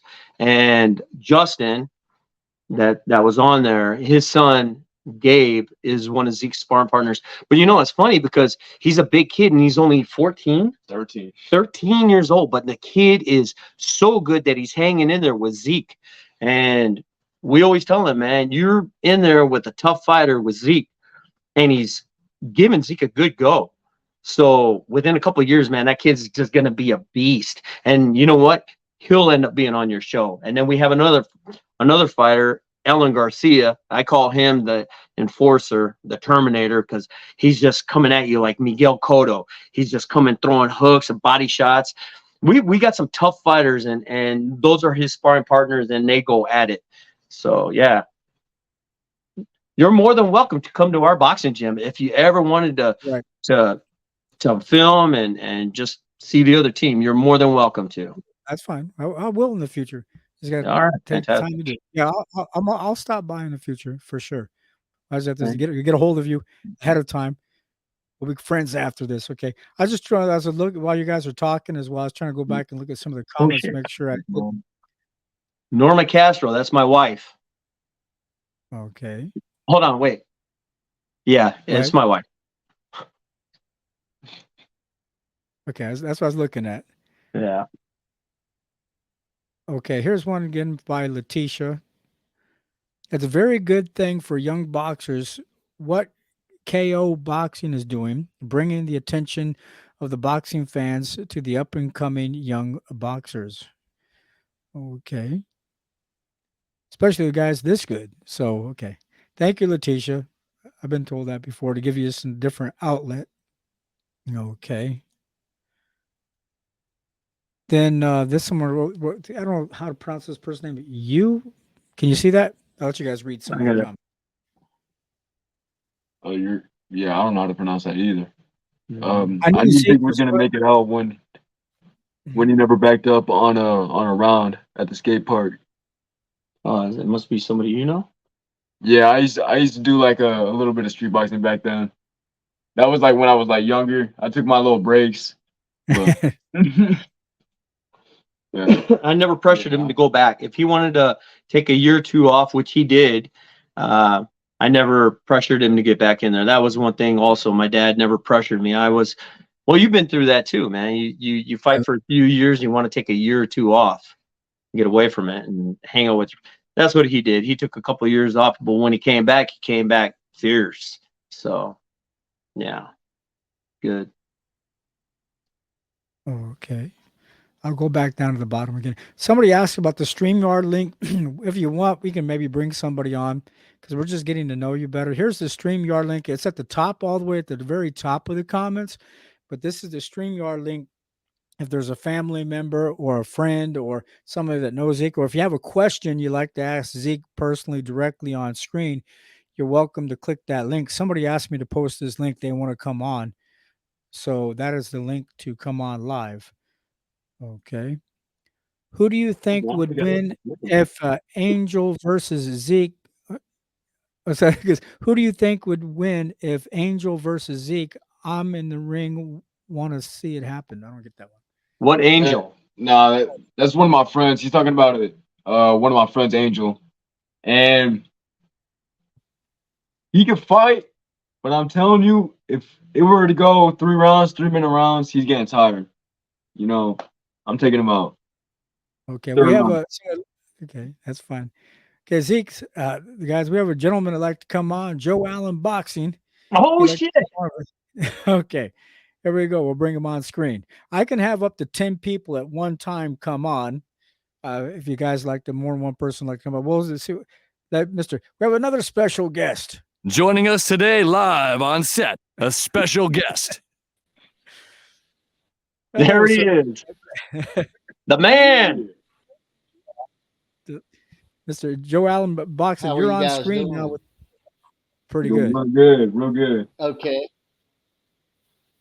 All right. I had to pause the video because I was getting feedback on the Right. uh, YouTube stream. So I hope you guys can hear me good. Yes, we can. Yep. Okay. Yeah, we've been following Zeke and his dad and the other uh, coach almost from the beginning, I believe, when they put the YouTube up. And I always uh, promote Zeke. We love him here. We live in Colombia, uh, in South America. Obviously, Americans that are living here, and I always say my favorite saying with Zeke is, "This boy can hit." Yeah. Thank you, man. Yeah, left hook. Hard hitters. So I won't stay on here and drown the program out because this is about Zeke. But we want you No, guys. no. We love you guys. No, We I love it when you talk about my son, man. It feels uh, good. And thank you for supporting us, man. It's nice to meet you finally, man. Finally. very Uh, nice to meet Joe you Sr., too. right? Well, I'm Jim, and Jim. Okay. Joe's the son. Okay.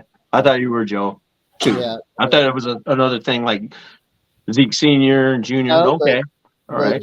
Joe's a third or a fourth in our family line. Oh, I okay. just uh, my name is James, so they Okay. call me Jim. But Joe's from a long line of us guys. So, but we've been following you.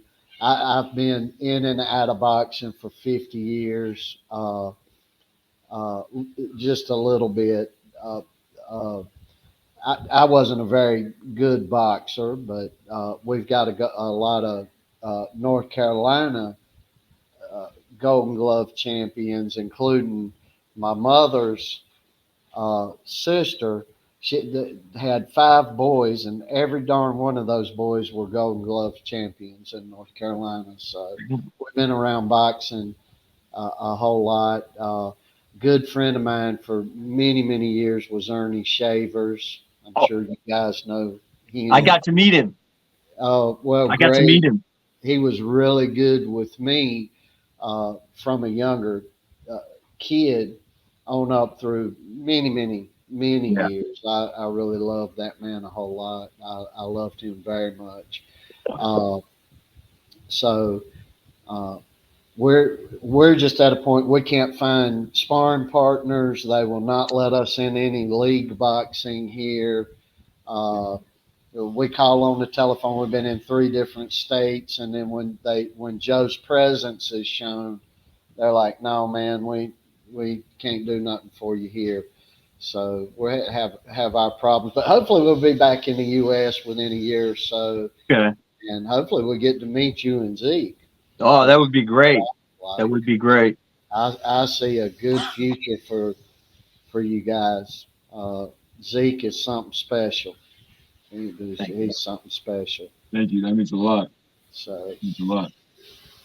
we won't drown out the program. And to KO Boxing, we have shared, we have subscribed, and we are sharing you out. And I see a couple of people came on that we shared with. So I'm very excited to be following you too. Thank you, Mr. Joe Allen Boxing.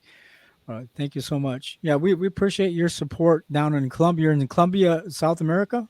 Yeah, yeah. Oh yeah, sure. You can share it to everybody that speak English down there. I know just a little bit of Spanish, poquito, just a small amount. So Mismo, muy poquito. yeah, so a small amount. No, I grew up in a Mexican American neighborhood when used to go to boxing practice myself when I was in amateurs, and I would be the only white guy, the only güero on the whole boxing team. Güero. Yeah, that would be us. Right. Yeah, right. So I might have only had maybe 1 or 2 other guys that was native young men, Native American boys. Mm-hmm. But most of them were all Mexican kids on the team. So and it's really tough back then when we were younger. There's a lot of, it was really tough back then. Well, I was boxing probably a little earlier than you were. So you said, I believe, late 70s and into the 80s, and I was more in early and mid 70s. So and my generation was best. We were stronger. I'm teasing on you guys. I'm teasing. They're tough though. I know that. So a little tougher than it is today, and that's why I like watching Zeke, because they're not messing around. They're old school. They get in there. They're mixing the science with the power and the speed, and it's very exciting. It's very exciting to watch Zeke, and we love it. We love it, and we're going to be fans forever. So, thank you. That's where we're at. So, Zeke, I was impressed to Zeke the third, I guess, right? So you'd be Zeke the third. I'm very impressed with you running and wearing the boots. And let me tell you something. You had me at the moment you said Marvin Hagler. Yeah. So you guys are old school. Oh yeah. Compared to today, and we don't do many. I don't think probably we do much different than what you guys do.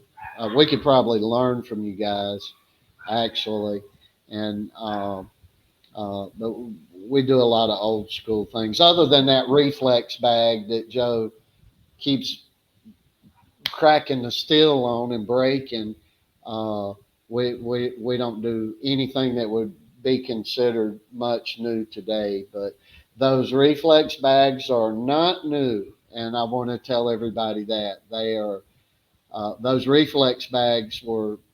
We had similar devices in the early 70s that were in the corner collecting dust in the gyms that kids didn't want to use, and but nobody's ever talking about that. So, We have an old method that's been around, but it's a well kept secret for defense. And I'm going to reveal this, okay? okay. It's the best defense that you can have. What you do is you say something derogatory about your wife, and then you dodge the tortillas and you dodge the chanclas. The greatest defense you can have.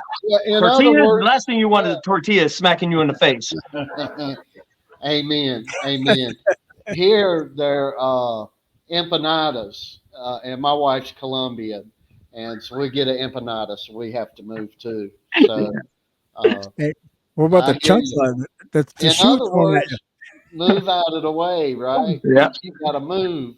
So, yeah, there you go. yeah. So, we're Your son, let me just say that your son, his dedication, man. You guys put up so many videos. I cannot keep up with all the videos, and I try to make a comment here and there. I know but you guys are posting. How many followers do you have on your YouTube channel? Well, I started to garner a little more interest. I started recently putting up some old fights, Yeah, I and saw that. that's just really shot the channel up. And we've mixed that with Joe's stuff. Yeah. And right now, we are literally the past week we've been getting 100 subscribers a day. Wow. So it's shooting up. The But last time I saw you had about 500. yeah, You're way past that now? oh, we're at pushing 2,200 right now. So it's really just Man, shooting. Yeah. man. We're gonna So have to start posting but more. we sat at about 400, 450, 500 for a long time. Okay. And then all of a sudden it just shot. So Yeah. I think YouTube kind of holds folks back, and then they'll give a little bit at a time and a little bit and a little Okay. bit. And we just shot, and we Yeah. in total views uh, now we've got over 1 million total views Wow. with all the videos. But Yeah. so it does, it just takes time and patience. And when Zeke takes off, he's going to have millions of subscribers. One of our fights that we have, we had, I think that one fight alone is the highest viewed of our fight, and it's like 23,000. Am I right? 20. It's like 23,000 on that view on that one fight that we had. That was a good fight that we had, and then we had a rematch with that guy, and that one was a good one. Though the one that on that video that you had where he knocked him out in the first round, that had 13,000. I don't know. A little less, but I mean that one's slowly rising every day. That number keeps going up. So Yeah, well, what I would Fantastic. suggest is just put some more videos out, if I may, which is something I can't get Joe to do. Joe's being like, and when he come and stumbled upon the history and uh, life and times of Sonny Liston, oh, he he loves was like, him. that guy's like me, Dad. And I Yep. said, no, you're like this guy, kind of. I said, he's Yeah. not like you. You're kind of like a little bit maybe like him. That's what you want to aspire. But Joe don't, he don't talk. You No, sitting, he's the quiet guy. he's very quiet. He's, yep, nope. But those are the scary ones. Yeah.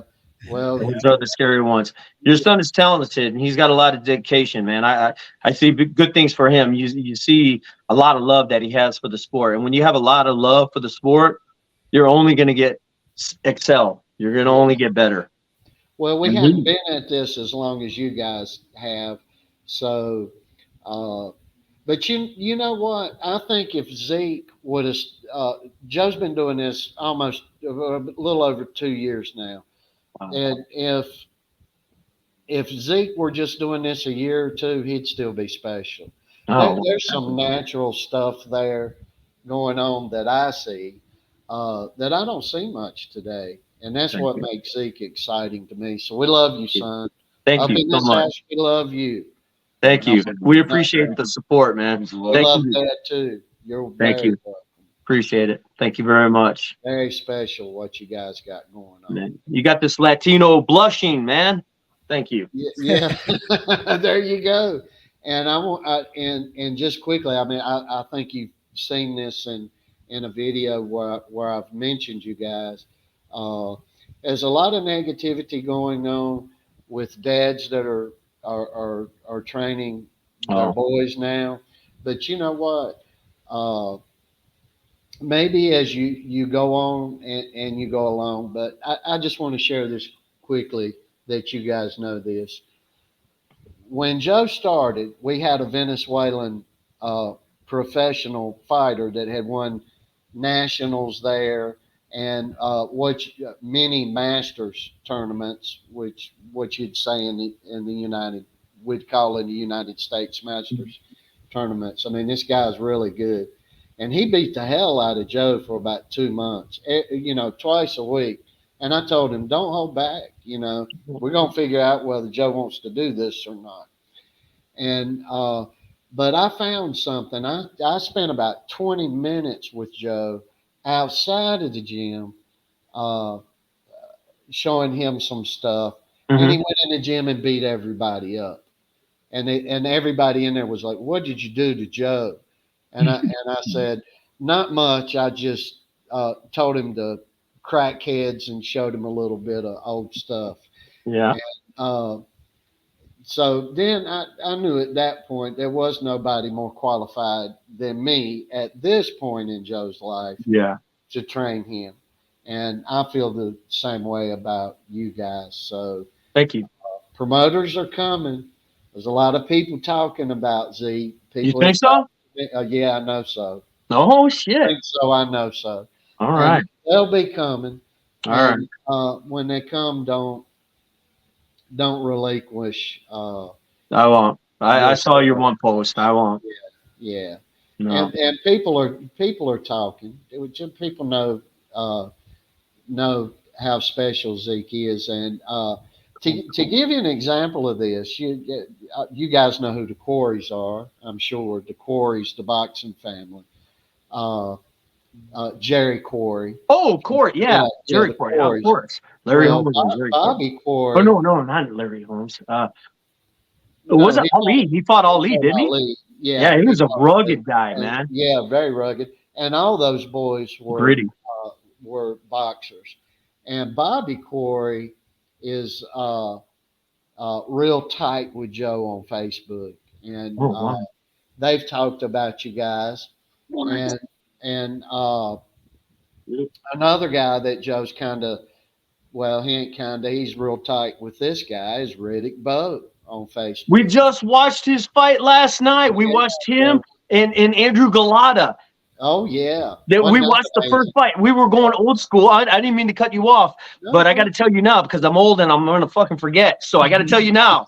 But we were just watching. And I said, you want to see the most outrageous thing you'll never see that's never going to top it. And it's at the end of the fight. And when he saw with all the low blows and then everybody started fighting in the arena and the chairs started flying and people are punching, he was blown away about what happened. And that was in the Riddick Bowe, Andrew Galata won. That's funny you say that. We were watching that last night. So Riddick Bowe, what about Riddick Bowe? Well, he's real tight with Joe, and I have no idea how this came about. These guys aren't tight with me, but they're kind of tight with him, and he don't talk, but he'll type. And so they private message back and forth. And there's several others, and I'm old and can't remember either. But those two guys I remember. And Joe's talking about Zeke all the time with these guys. And I believe these guys have I know they have. They've come watch Zeke. And so they're like, yeah, this boy's good. And everybody's saying the same thing. They say this boy can hit, and he can.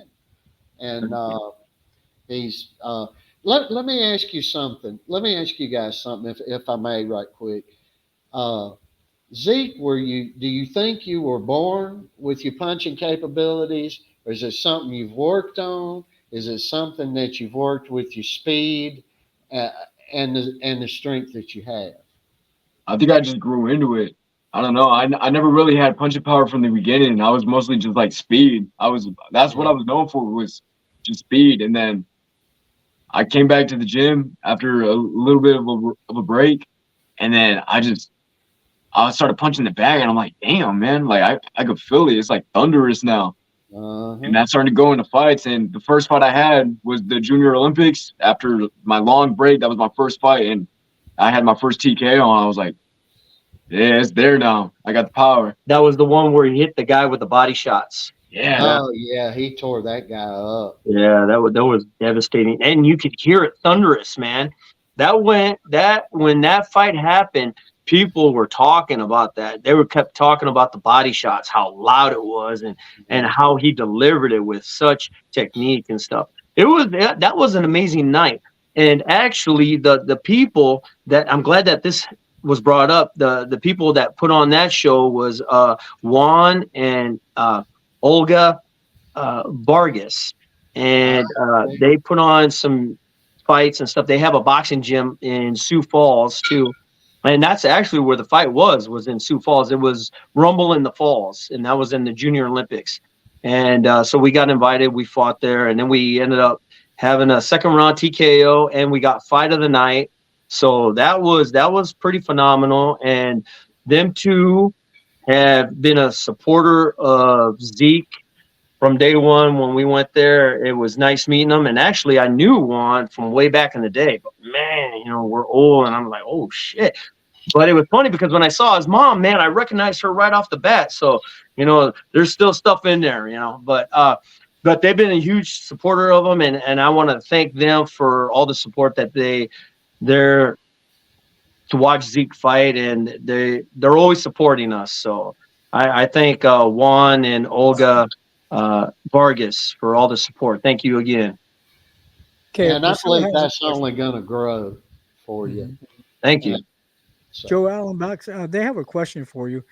Priscilla Woozy says, does Joe see Zeke having a professional career in boxing? She came up with this comment earlier. She had a question. Well, now, Joe, my son does, and I do too. Yeah, we see that. Yeah. Okay. Awesome. I don't. All I see that's necessary is to continue on the path that you're on.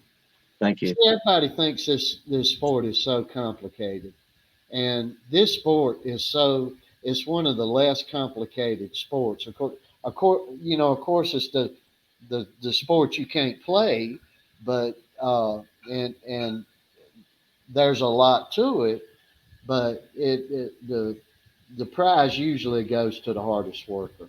Yeah. And it just does. And people don't see that, but you look back at the people that were even boisterous or kind of flamboyant, like Muhammad Ali, for example. Ali outworked everybody, and that's not really portrayed today. People aren't seeing that today, but we saw that back then, and we knew it, and we saw it on programs. And other fighters would say, he outworks everybody, and I believe that he did, to an extent. I mean, there's always some natural capabilities there, and special gifts that God gives some of us, but and that we have or possess, but the spoils go to the hardest worker. Yeah. Typically, you know. He never slacks in the gym. He's always training hard. Oh, I can tell. Drenched in sweat. Drenched. I can tell, and Joe works his backside off too, and these two boys work. And there's another boy, Kurt Williams. He brought him up. He's got some work to do, and he needs to improve his strength. And I keep telling these young guys that you don't necessarily have to be born with that natural ability. Yeah, or the punching power.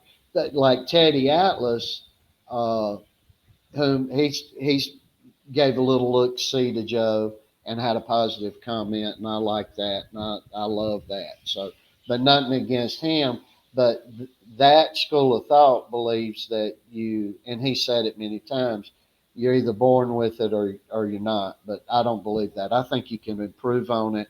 I think things happen with athletes and even in different sports, like with what Zeke was just saying. He had a moment of a pause or a step away, and then he went back in and was like, "Hey, I'm cracking it," and Yep. working and improving on that. Yeah.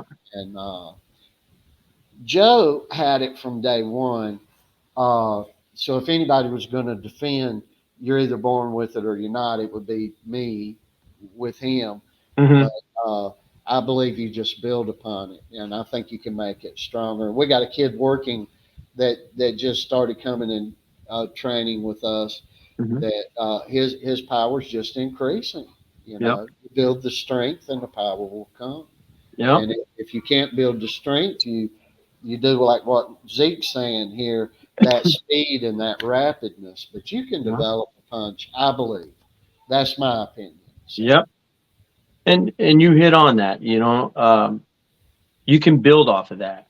And not a lot of the kids or even girls for that matter are going to have those certain abilities, but you can try to build off of it and try to make it as best as what you can. That's what I tell some of the kids. Some aren't going to be fast like Manny Pacquiao, but we try to get them to the best that we can, to the best of their ability, and work off it. And then whatever that ability that they do have, we try to really perfect that. Joe is a solid fighter. He hits hard. When he's hitting that bag, he's hitting it hard, and he's gonna be a powerhouse, man. we got to work on some techniques and Yeah. things, but we got him moving, and we've been working on footwork and such. But yeah, he hits like nobody's business. He's Yeah. got a special gift there, and when he's sparring, he'll send a jab out, and you'll see two hands flying up. He'll just move a guy at will. So And we're and lucky he that way. We're just and lucky. he's only 14, right? Well, we just turned 15, Man, or he did, and but it was. I don't want to give the date out because I'm scared to do that online. But it was this past week, so he's wow, newly turned 15. wow. So Well, happy late delayed birthday to him. well, thank you so much. And he's a big boy. He's 5'9", 5'9" and a quarter, maybe a half right now. We don't measure that every He's day, but almost 200 pounds too, huh? well, he's trimmed down and he's Oh, did about he? 185 right now. Oh, In wow. that Okay. area, about 185, which is still a Okay. heavyweight for his age. Yeah, Well over a heavyweight. I think it's 174, 176 for that is under that 18. age. Oh, Okay. yeah. So Wow. he's well exceeding all that. But I Okay. think he's going to be uh, uh, well over 200 pounds for sure. For Oh, sure. yeah. But He'll we'll grow have to, into it. we don't know. He could stop growing, but we don't We have know. another But question. So sorry to interrupt. They have one more question for you, Joel Unboxing. Priscilla asked, what fight of Zeke's is most memorable to him and why? Or do you have a fight that you remember? to me, to Joe Allen Mhm. boxing or for Zeke? Yes. No, this is for you. No, it's for us. Oh, okay. Yeah, that's for you guys, I think. Okay. What's your most memorable? I gotta say the Okay. knockout, man. And not only just because of the knockout, but it was the first time me and my dad actually just went on a trip on our own. Oh, the last one, the Kansas City one. Yeah. That one where you showed that clip. That's the one where that was in the third round, the last 10 seconds of the third round. That was a devastating left hook. He threw a left hook. Zeke's landed first. And I got really excited because I heard it land and I knew that was the money punch. But the way that he fell, that he hit the canvas hard. And then that's when the crowd went silent and it got scary. But that was a memorable fight, and he really was on his game that night with jabs coming. The body shots were devastating. And it was the ride back, man. Just the ride back was so memorable. There's funny stories with that too, with traveling and stuff. But yeah, tell them about the fight. Yeah, and just your first knockout is just because I didn't really think I had it in me. I knew I had power, but I didn't think I had knockout power. So that was, I mean, that was something new for me. And like I said, it wasn't just the fight. It was the first time my dad was in my corner, and the first time that we gone on a fight on our own, and a whole lot of first things. First time going out was the entrance music, man. That had me pumped. That's maybe why I did so good that time. So Actually, that card, I found out about it through Facebook, and it was if you guys are familiar with Nico Hernandez, he's a Yep. professional fighter right now, promoted by Eddie Hearn. I don't know if he's still being promoted. I'm assuming he is. His dad put on that show. And then he told me to look up his son because it was the Nico Hernandez first annual boxing event. And so we went to that. And then I looked him up, and I guess Nico Hernandez went to the Olympics. He got a bronze medal. He fought, I think it was 2016, and that was in Rome. Oh, no, Paris. Not Paris. Rio. I think it was Rio de Janeiro. Yeah, Rio. So yeah, he his father put on that show, and Nico was there, and we were the main event, and it just turned out our way. We were the underdog. I mean, we were coming from Sioux City, went to Kansas City. Oh, Joe, you saw that fight? Oh yeah, Yeah, you made a comment about that, man. yeah. That was my most memorable fight for you, Zeke. Yeah. Yeah. Well, we went in as underdogs, and nobody gave us applause or nothing. And even after the knockout, nobody applauded us. But leaving the ring, that's when people were coming to us asking, "What's his name?" and "Can I talk to him? Can I take a picture?" And then we kind of made some fans there, which was really, really cool. And then about a week after that, they called us up and asked us to come back to Kansas City to fight again. So within about 3 weeks after that fight, we went back and then fought again and won a belt. So within like 3 weeks, we won 2 belts, which was pretty cool. Beautiful belts too. Yeah. It was nice, memorable event. All right, guys, I'm gonna have to run. Thank you, Joe. Sorry, I couldn't get Joe on here. He What's went your to first bed. name? Okay, you have in your title Joe Allen Boxing. What was your first name again? My name's Jim.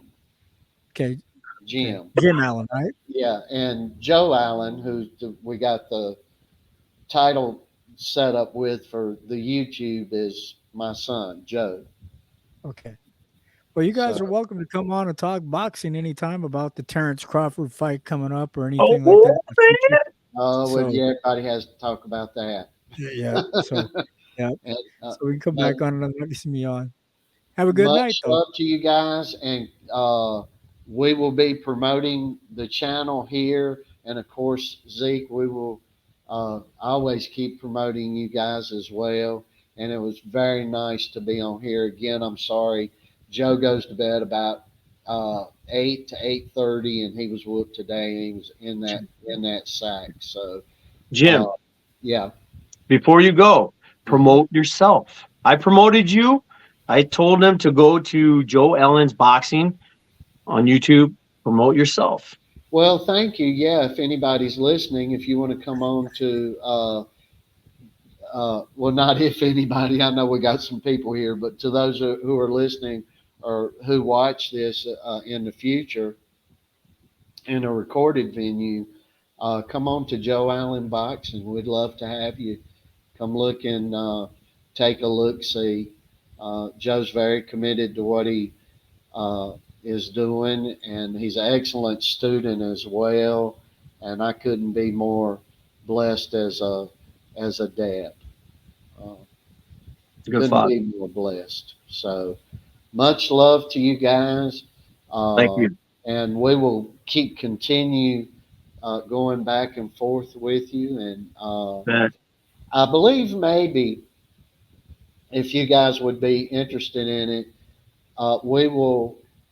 We've got an alternate email, and maybe I'm going to put that on your guys' page, and then Okay. we can go back and maybe get on WhatsApp and talk to each other. Okay, sounds great. Good thing about WhatsApp, you can be anywhere in the world and just talk for free. So, Okay. uh, so God bless you guys. Much love to you and your family, Thank and you. mad respect, mad Thank you. respect. Thank And you. thank you, KO Boxing Breaking News, and we will continue to support you too. So thank you so much. I'll be Bye looking bye, you up, guys. guys. Thank you again, man. It's such a Thank pleasure you. meeting you finally. Yes, sir. Thank you, and a pleasure. Mismo, as they say in Spanish. Likewise. Thank you so much. Bye bye, guys. All right. God Have a good bless you. night. Bye bye. Good night. Very awesome man. Very awesome man. Loves his son, man. Loves his family. You got to Well, love look at that. Yeah, that's cool. And real quick here, we don't want to leave out people's comments. People were making some comments, and I didn't want to be, Bring him on, baby. Bring him on. They probably fell asleep already. No, Priscilla, but she had a question that says, "He's pretty amazing. I'm his family on his dad's side. Something holla." You could read that one. Oh, yeah. So, Yeah. but real quick here tonight. So your next fight is going to be in September, unless you do some. That's your next tournament is in September, but you're going to be doing some like we used to call club shows or smokers Yeah. back in the day. But the next, another tournament you said you're going to be fighting in is in North Platte. That's kind of a Yep. big tournament for the Yep. Midwest area. Okay.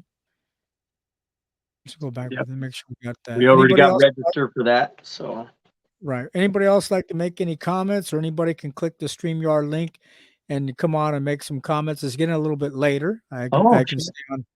Yeah, it's already, we've been almost 2 hours almost. So are we overstaying? No. The average. No, we're overstaying, man. I'm No, you're fine.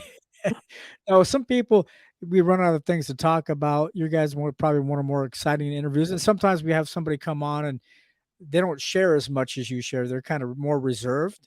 They don't share as much, so that's part of it. I have a funny story about Detroit when we competed in Detroit. So is this the one we got pulled over? Yeah, but did you Go want to ahead, read go. some comments or? Well, let's see if there was any comments that we might have missed real quick. Oh, your boy Mambo is one of our current subscribers, or a fan of our show. He comes on quite often throughout the week. He says, I might have missed this question, but who are your top 5 boxers? Let's go with the young Zeke first. Who are your top 5 boxers? All right. So I'm going with, all right. But I'm not putting any of these guys over. I'm just saying my top 5. So I'm going to go with Manny Pacquiao, Marvin Hagler. I'm going to go with, I'm going to have to go with, oh man, what's his? I think, bro, I like Errol Spence, dude. Errol Spence, I like his style. Them body shots. I'm gonna have to go with.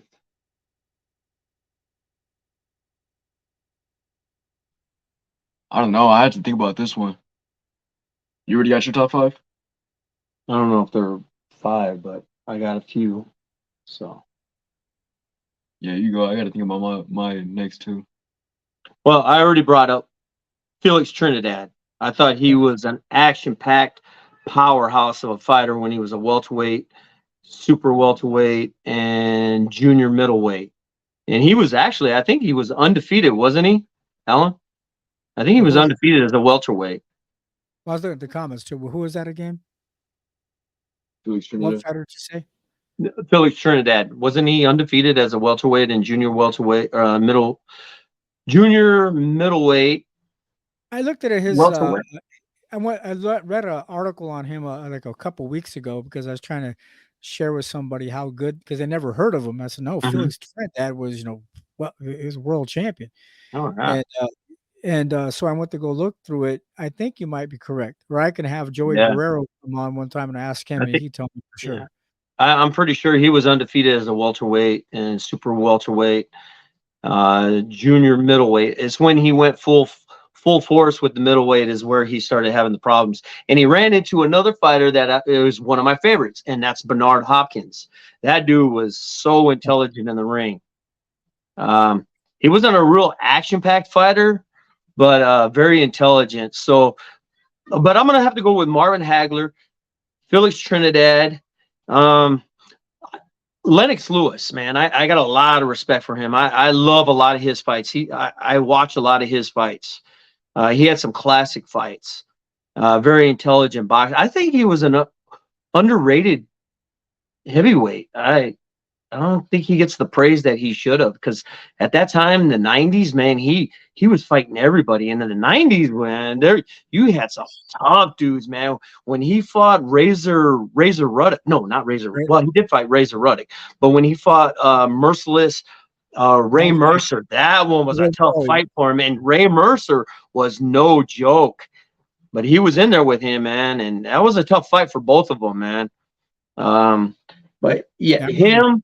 I got to go with Sugar Ray Robinson too, man. He's like, Sugar Ray Robinson, man. That dude was something else. My dad's favorite fighter was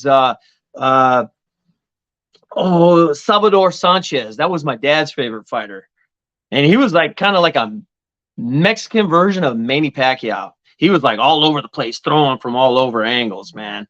So yeah, I got a lot of the old school fighters, man. New school fighters, oh man, Inoue. I think Inoue is well, he's a monster. He's a monster, man. Earl Spence, I like Earl Spence too, man. I like his going for the body shots, and just a plethora of punches. I just had to use that word. Thank you. Plethora. But yeah. Okay. But we're gonna put you. I gotta put you on the spot now, because I'm in Omaha and I used to train with CW Boxing Club back in the day. Washington. Yep, Carl Washington and Midge Miner and all those guys. They're at the gym.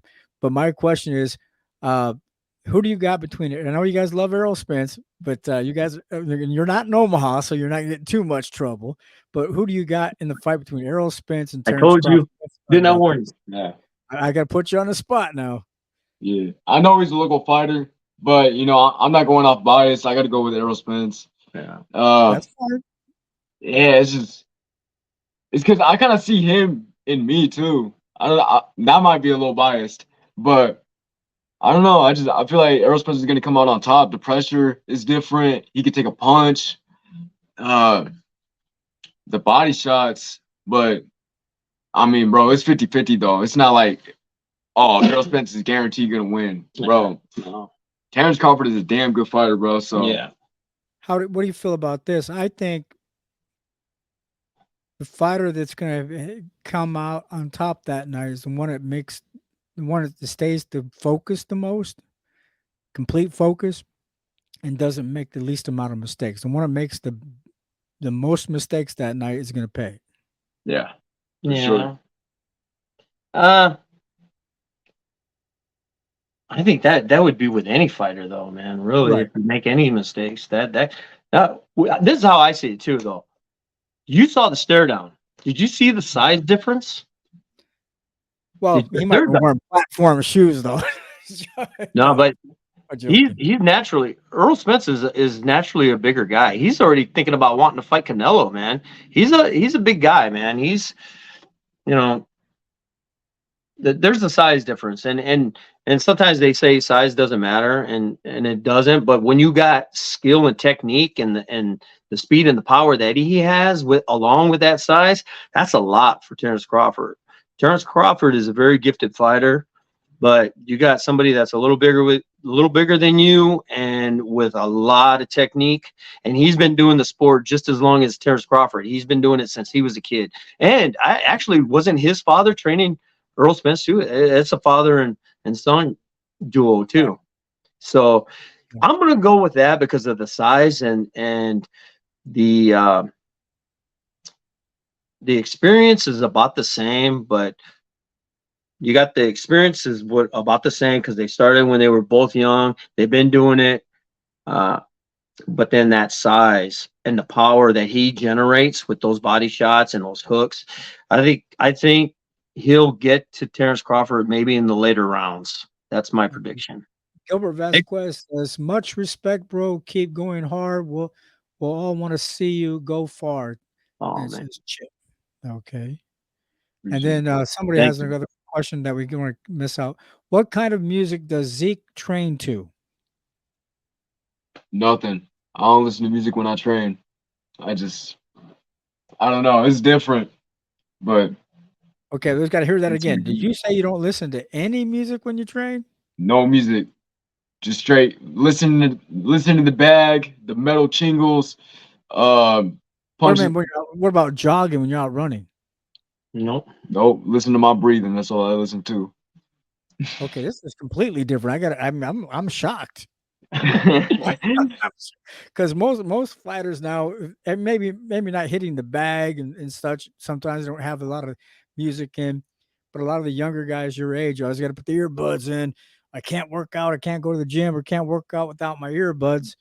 But that's different. Okay, I'm Yeah, shocked. I me. admire you for saying that. I mean, I respect you for saying that. But it's like, wow. Yeah, It, it's different. With me, I sweat a lot, and I just don't like that like the earbuds and the sweat getting all up in my ear, bro. I take that shit out. I've been but when I go on not my even when own. you jump roping. What about jump roping? Yeah, I mean I don't jump over a lot, but when I do, yeah, I still don't listen to it. The only time I do is when I run in the morning. Everyone's sleeping. I don't wear earbuds. I could just blast that shit. And yeah, bro, I just in the morning I feel like that's the time where I just listen to music. But when I'm at the gym, I'm focused, no music. About 90% of the time, you don't listen to music when you're Yeah, training. like yeah, 95%. I don't listen to no music. Maybe some of That's them different. up and comers can take That in. might, well, that might be something where you're actually like you know how the Eastern philosophy and our Western philosophy, as far as that has some point to it because you're actually listening to your body, you're listening to the rhythm, you're listening to the vibrations of everything. You know, Yeah. you're in tune. I Yeah, guess that I would say. I feel like Interesting. I'm able to like focus my breathing more when I'm running.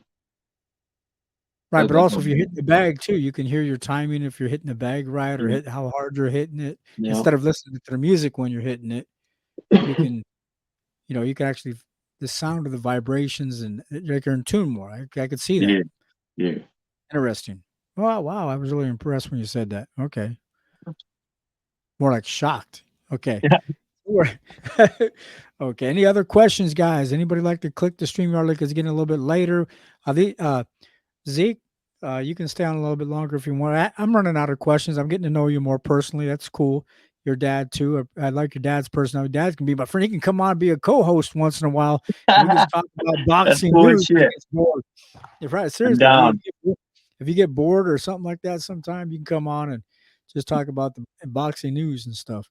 But That's cool. that's cool. But yeah, you guys are also welcome to come on and talk about boxing anytime. You guys are welcome to come on. Let me know about your next Thank you. upcoming fight, or if you did have a fight that I didn't catch, let us know how you did. Thank Or you. maybe we could have an interview part 2. So All right. sometime That coming sounds up. great. Yeah. But is there anything that you Zeke, young man Zeke, let's put it that way. Do you have anything you'd like to share with the public that we don't know about you that we might find interesting before you go tonight, or anything? Uh, anything that you would like to share? I don't know. I mean, I just want to give a shout out to all the people that were able to give us money for for the trips that we were able to take, like Detroit, Philadelphia, and all the people in the gym. Well, me personally, I don't know, man. I don't got nothing really going on in my life. I'm just completely focused on the goals. Boxing, Okay. that's my life Okay. right now. So that's Okay. all. Was there any shout outs you'd like to give to family, friends, relatives, anybody for supporting you through the years, or a teammate, anybody? Got to give Shout out. shout outs to got to give shout outs to the family, my pops, my mom, uh, who else? Yeah, all the supporters, everyone, man.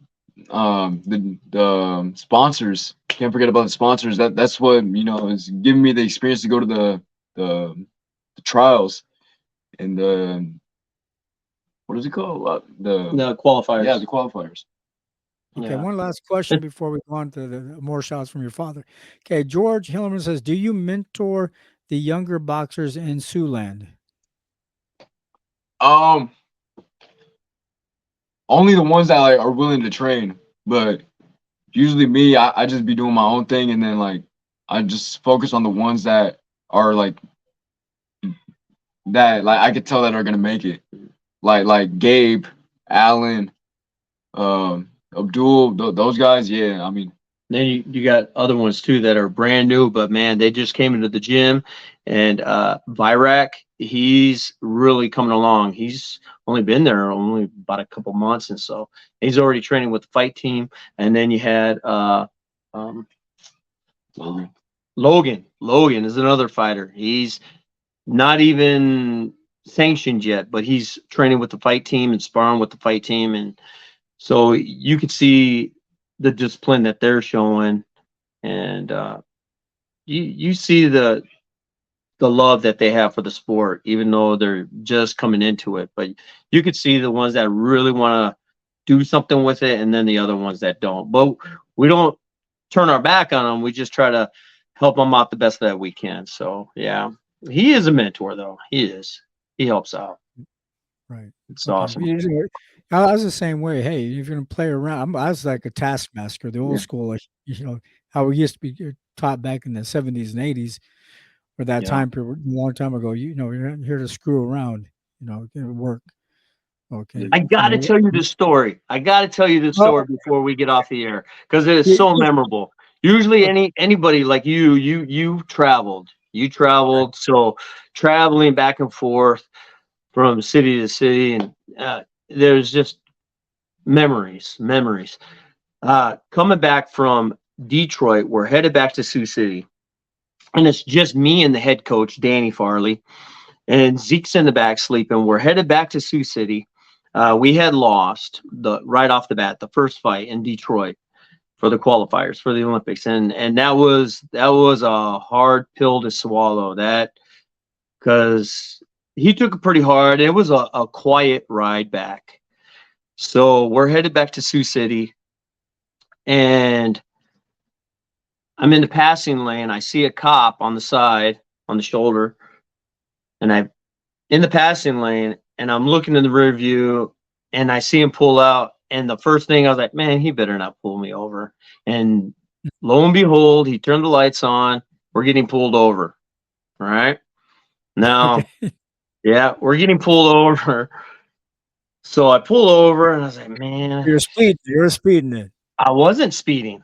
That was the thing. So he come over, knocked on the window, and he goes, you know why I pulled you over? And I said, well, I wasn't speeding because I was going the speed limit. I looked, and I wasn't going the speed. I wasn't speeding. I was going the speed limit.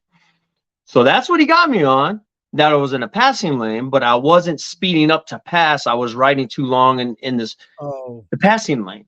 And I was like, that's why I'm being pulled over. So he said, yeah. So he asked me to step out of the car. And so I sat in the police car with him. So he started asking me questions. So he asked me where I came. I told him we were just coming back from Detroit. We fought in the national qualifiers. And I said, my son's a fighter, boxer, and we're trying to get on the Olympic team and stuff. And so he wanted to know the coach's name, blah, blah, blah. So he started asking me, well, if I want to search a car, am I going to find any narcotics, any weapons? I said, no. Then me being the right. I don't know, whatever you want to call me, a comedian or whatever. I had to say something. So I was like, well, to be honest with you, I do got to admit something. I got about a half a pound of apple licorice, and it's on the driver's on the driver's door, man, and little compartment right there, and it's apple licorice. That's what I told him. A half a pound of apple licorice. So he kind of Googled about that. And he said, go ahead and sit in your car. I'll be right over there. And then, so I sat in the car. So the head coach, he's looking at me. He's like, what the hell is going on? And I told him, well, just chill. Hold on. So the cop slowly walks over to my side, knocks on the window again. He says, so show me the stuff that you got. Right away, the head coach looks at me and he's like, stuff. So I pull out the apple licorice and I give it to the cop. So the cop takes the bag of licorice that I got. We got it at the gas station. So he walks around to the passenger side, puts it on the hood of the passenger side, and he opens it up. Then he takes his phone and starts taking pictures of the apple licorice. And there's cars passing by, and they're probably thinking we're being pulled over for narcotics and stuff. The coach is looking at me. The head coach, Dan, is looking at me. He's like, it's fucking licorice. Why are we being pulled over licorice? And I was like, man, just be cool, man. Just be cool. But it's licorice. And it was the funniest thing. So the cop gave us back the licorice. I said the F-bomb. Was that all right? No, that's fine. Okay. It happens. All right. You're So okay. anyways, yeah, so he gave us back the licorice and he said, stay out of trouble. And then he kind of gave me a knuckles up and then laughed about it. And then we went about our way and stuff. But the funny thing was in the car when I told him about that, when we were in the police car and I told him about the apple licorice, he was laughing about it and stuff. And he said, never heard anything like that. So it was kind of a little joke between us. And then, He Coach Dan, he had no idea what was. Police station. Yeah. But it was the whole time. And then that just lightened up the mood the whole way. And we were just even giggling about it miles down the road. And we were like, apple licorice, man, being pulled over that. It was just a funny little story and stuff. But yeah, cool. Apple licorice. He'll never forget about that, though. Yeah. Great memories. I'm surprised at taking a picture of it on the hood of the car. Oh, yeah. Everybody was driving by like, oh, look at them. They're getting pulled over for drugs. But they don't know the whole story. So that was great, man. Question, I think, for you guys before we head out tonight. Zeke, is it just a question for your dad? Is Zeke better than you? The age he's at? The same age, if you were thinking back in time, the same age as him, was your son better than you? The same as you? Basically, what they're asking. Is Zeke just a question for your dad? Is Zeke better than you at the age he's at now? You know what? We had that discussion, and everybody that knows me and saw me fight, I was an action-packed fighter too, and I had some great fights. But my son has blown me out of the water when it comes to media, when it comes to highlight reels. His highlight reels are way better than mine now. He's got me beat. So no, I'm good with that. Right. But it's my genetics, man. That's my genetics. The fighting genetics, that's all me. The mustache, he got that from his mom. But other than that, it's all me. You know what? I'm gonna be dodging tortillas. Yeah, dodging tortillas. You get home. Hey, you gotta be careful what you say. You might be dodging tortillas. Get the sandal thrown at you. Yeah, she's a great woman, though. She's a great woman. She's a great supporter of Zeke. So, yeah. And this last question, I guess, one of the last questions I have for you, because younger Zeke said, well, he gave all the shout outs to other people that he could think of and how focused he is on fighting. We welcome you back on, or even to talk about boxing, about Devin Haney, Tank Davis, and of course, Errol Spence. But that's fine. That's what the show is all about. Me personally, I got to go for Terrence Crawford, but the best man that night. That night, the best man that win. I also started with Terrence when he was 15 years old. So when I was 37, but I saw a video where you were interviewing him too. You were he had a home welcome party or something. I saw that video where you're interviewing him and you were right there in the mix of a big party. What was going on with that? They had right before he had to go to training camp in Colorado Springs. They had a send-off party. Yeah, I saw that. All the local fans and all the fans here in Omaha, North Omaha, were sent basically a send-off to one of the last, like a send-off party before officially going to training camp. Up in Colorado. Then before that, he was training in Las Vegas for about 4 weeks there as well. Getting heat acclimated and also doing some training there with the guys in Las Vegas for about 4 weeks. Oh, wow. Wow. And then we're going to try to have Steven Nelson come back on, and he's going to try to get Keyshawn Davis, hopefully, or maybe or Shakur or somebody else to come on with him, maybe like a team thing. They all are training together, but I don't know if that's going to happen, but I'd be happy just to get two, 3 people, not the whole team. And of Yeah. course, Terrence is really busy. I don't know if he would come on or not. So, but I'm Okay. here. I'm low here locally, so I can maybe catch them even after the fight. I hear you. As well. Well, we're Is just there any on. shout outs? Any shout outs though you'd like to give before we go tonight? And any other last comments? Um. I like to give a shout out to my bed because I'm about to sleep real good after this workout. I'll see you later. Yeah. He was working out before he even, he wanted to go to the gym and work out. So as soon as he got done working out, he took a shower, got down here. I told him too, man, you better not be late. So he's like, there's no days off, no days off. So yeah, he's totally dedicated. Look, all we're doing is we love the sport. He loves the sport. He's trying to make a mark in there, and hopefully we make it, and we thank everybody for all the support that they're doing. And get your ass over here, man. Oh, bro, And I'm ready to sleep. One last thing, everybody go. just everybody, man, thank you for all the support and people from all over, man, that's watching Zeke's videos on YouTube, which is Zeke Castro. Zeke Castro. And you can see him. He's got a belt and lightning bolts. And that's my YouTube channel. Pardon me? Subscribe to Zeke Castro. Yeah. And just once again, thank you. And thank you to your channel for inviting us on, man. It was a huge honor to be on your show, for you to take an interest in us. And I'm overwhelmed with it. And I was just tried to contain myself, but it's really, really hard, man. It's really hard to contain myself. I'm not as cool as this dude. Zeke and as Zeke Jr., Zeke Senior. Yeah. Zeke Yeah. 1 and 2. That's a hard Yeah. part to keep that separate. But you guys, like I said, I don't ramble on too much. You guys are always welcome to come back on and finish Thank this you. up some other night, or talk about, the boxing as a whole, just the boxing world, whenever you want.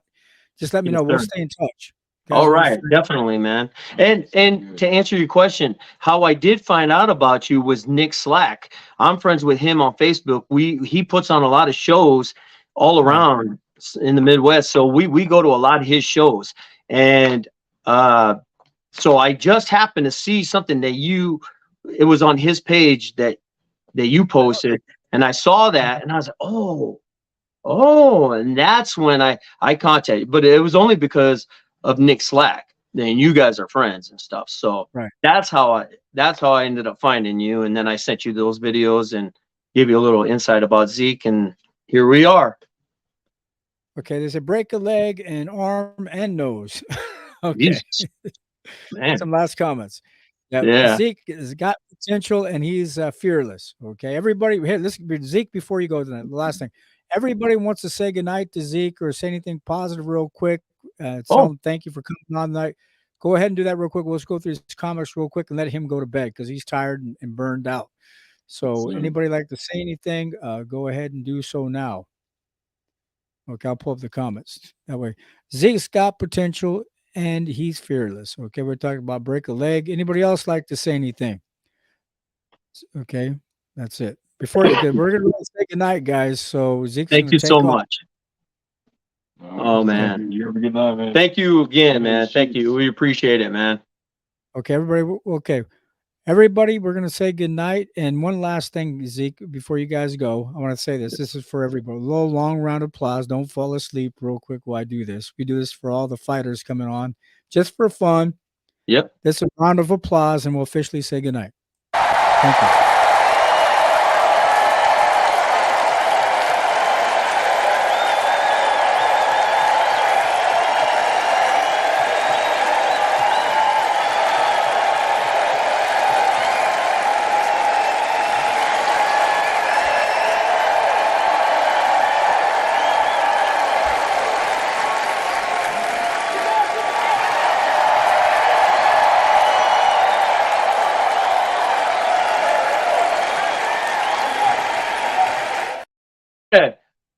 These young men are tired. So, hey, guys, say goodnight to this pretty lady here, Zeke Senior, Zeke Junior. You're always welcome to come back. Okay.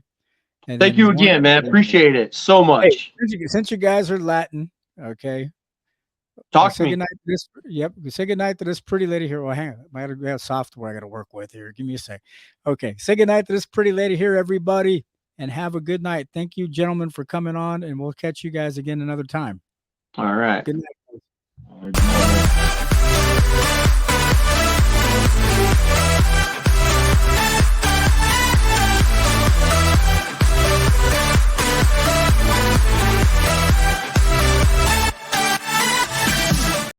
Definitely in trouble, man. Thank you. Thank you. Good night, guys. All right, man.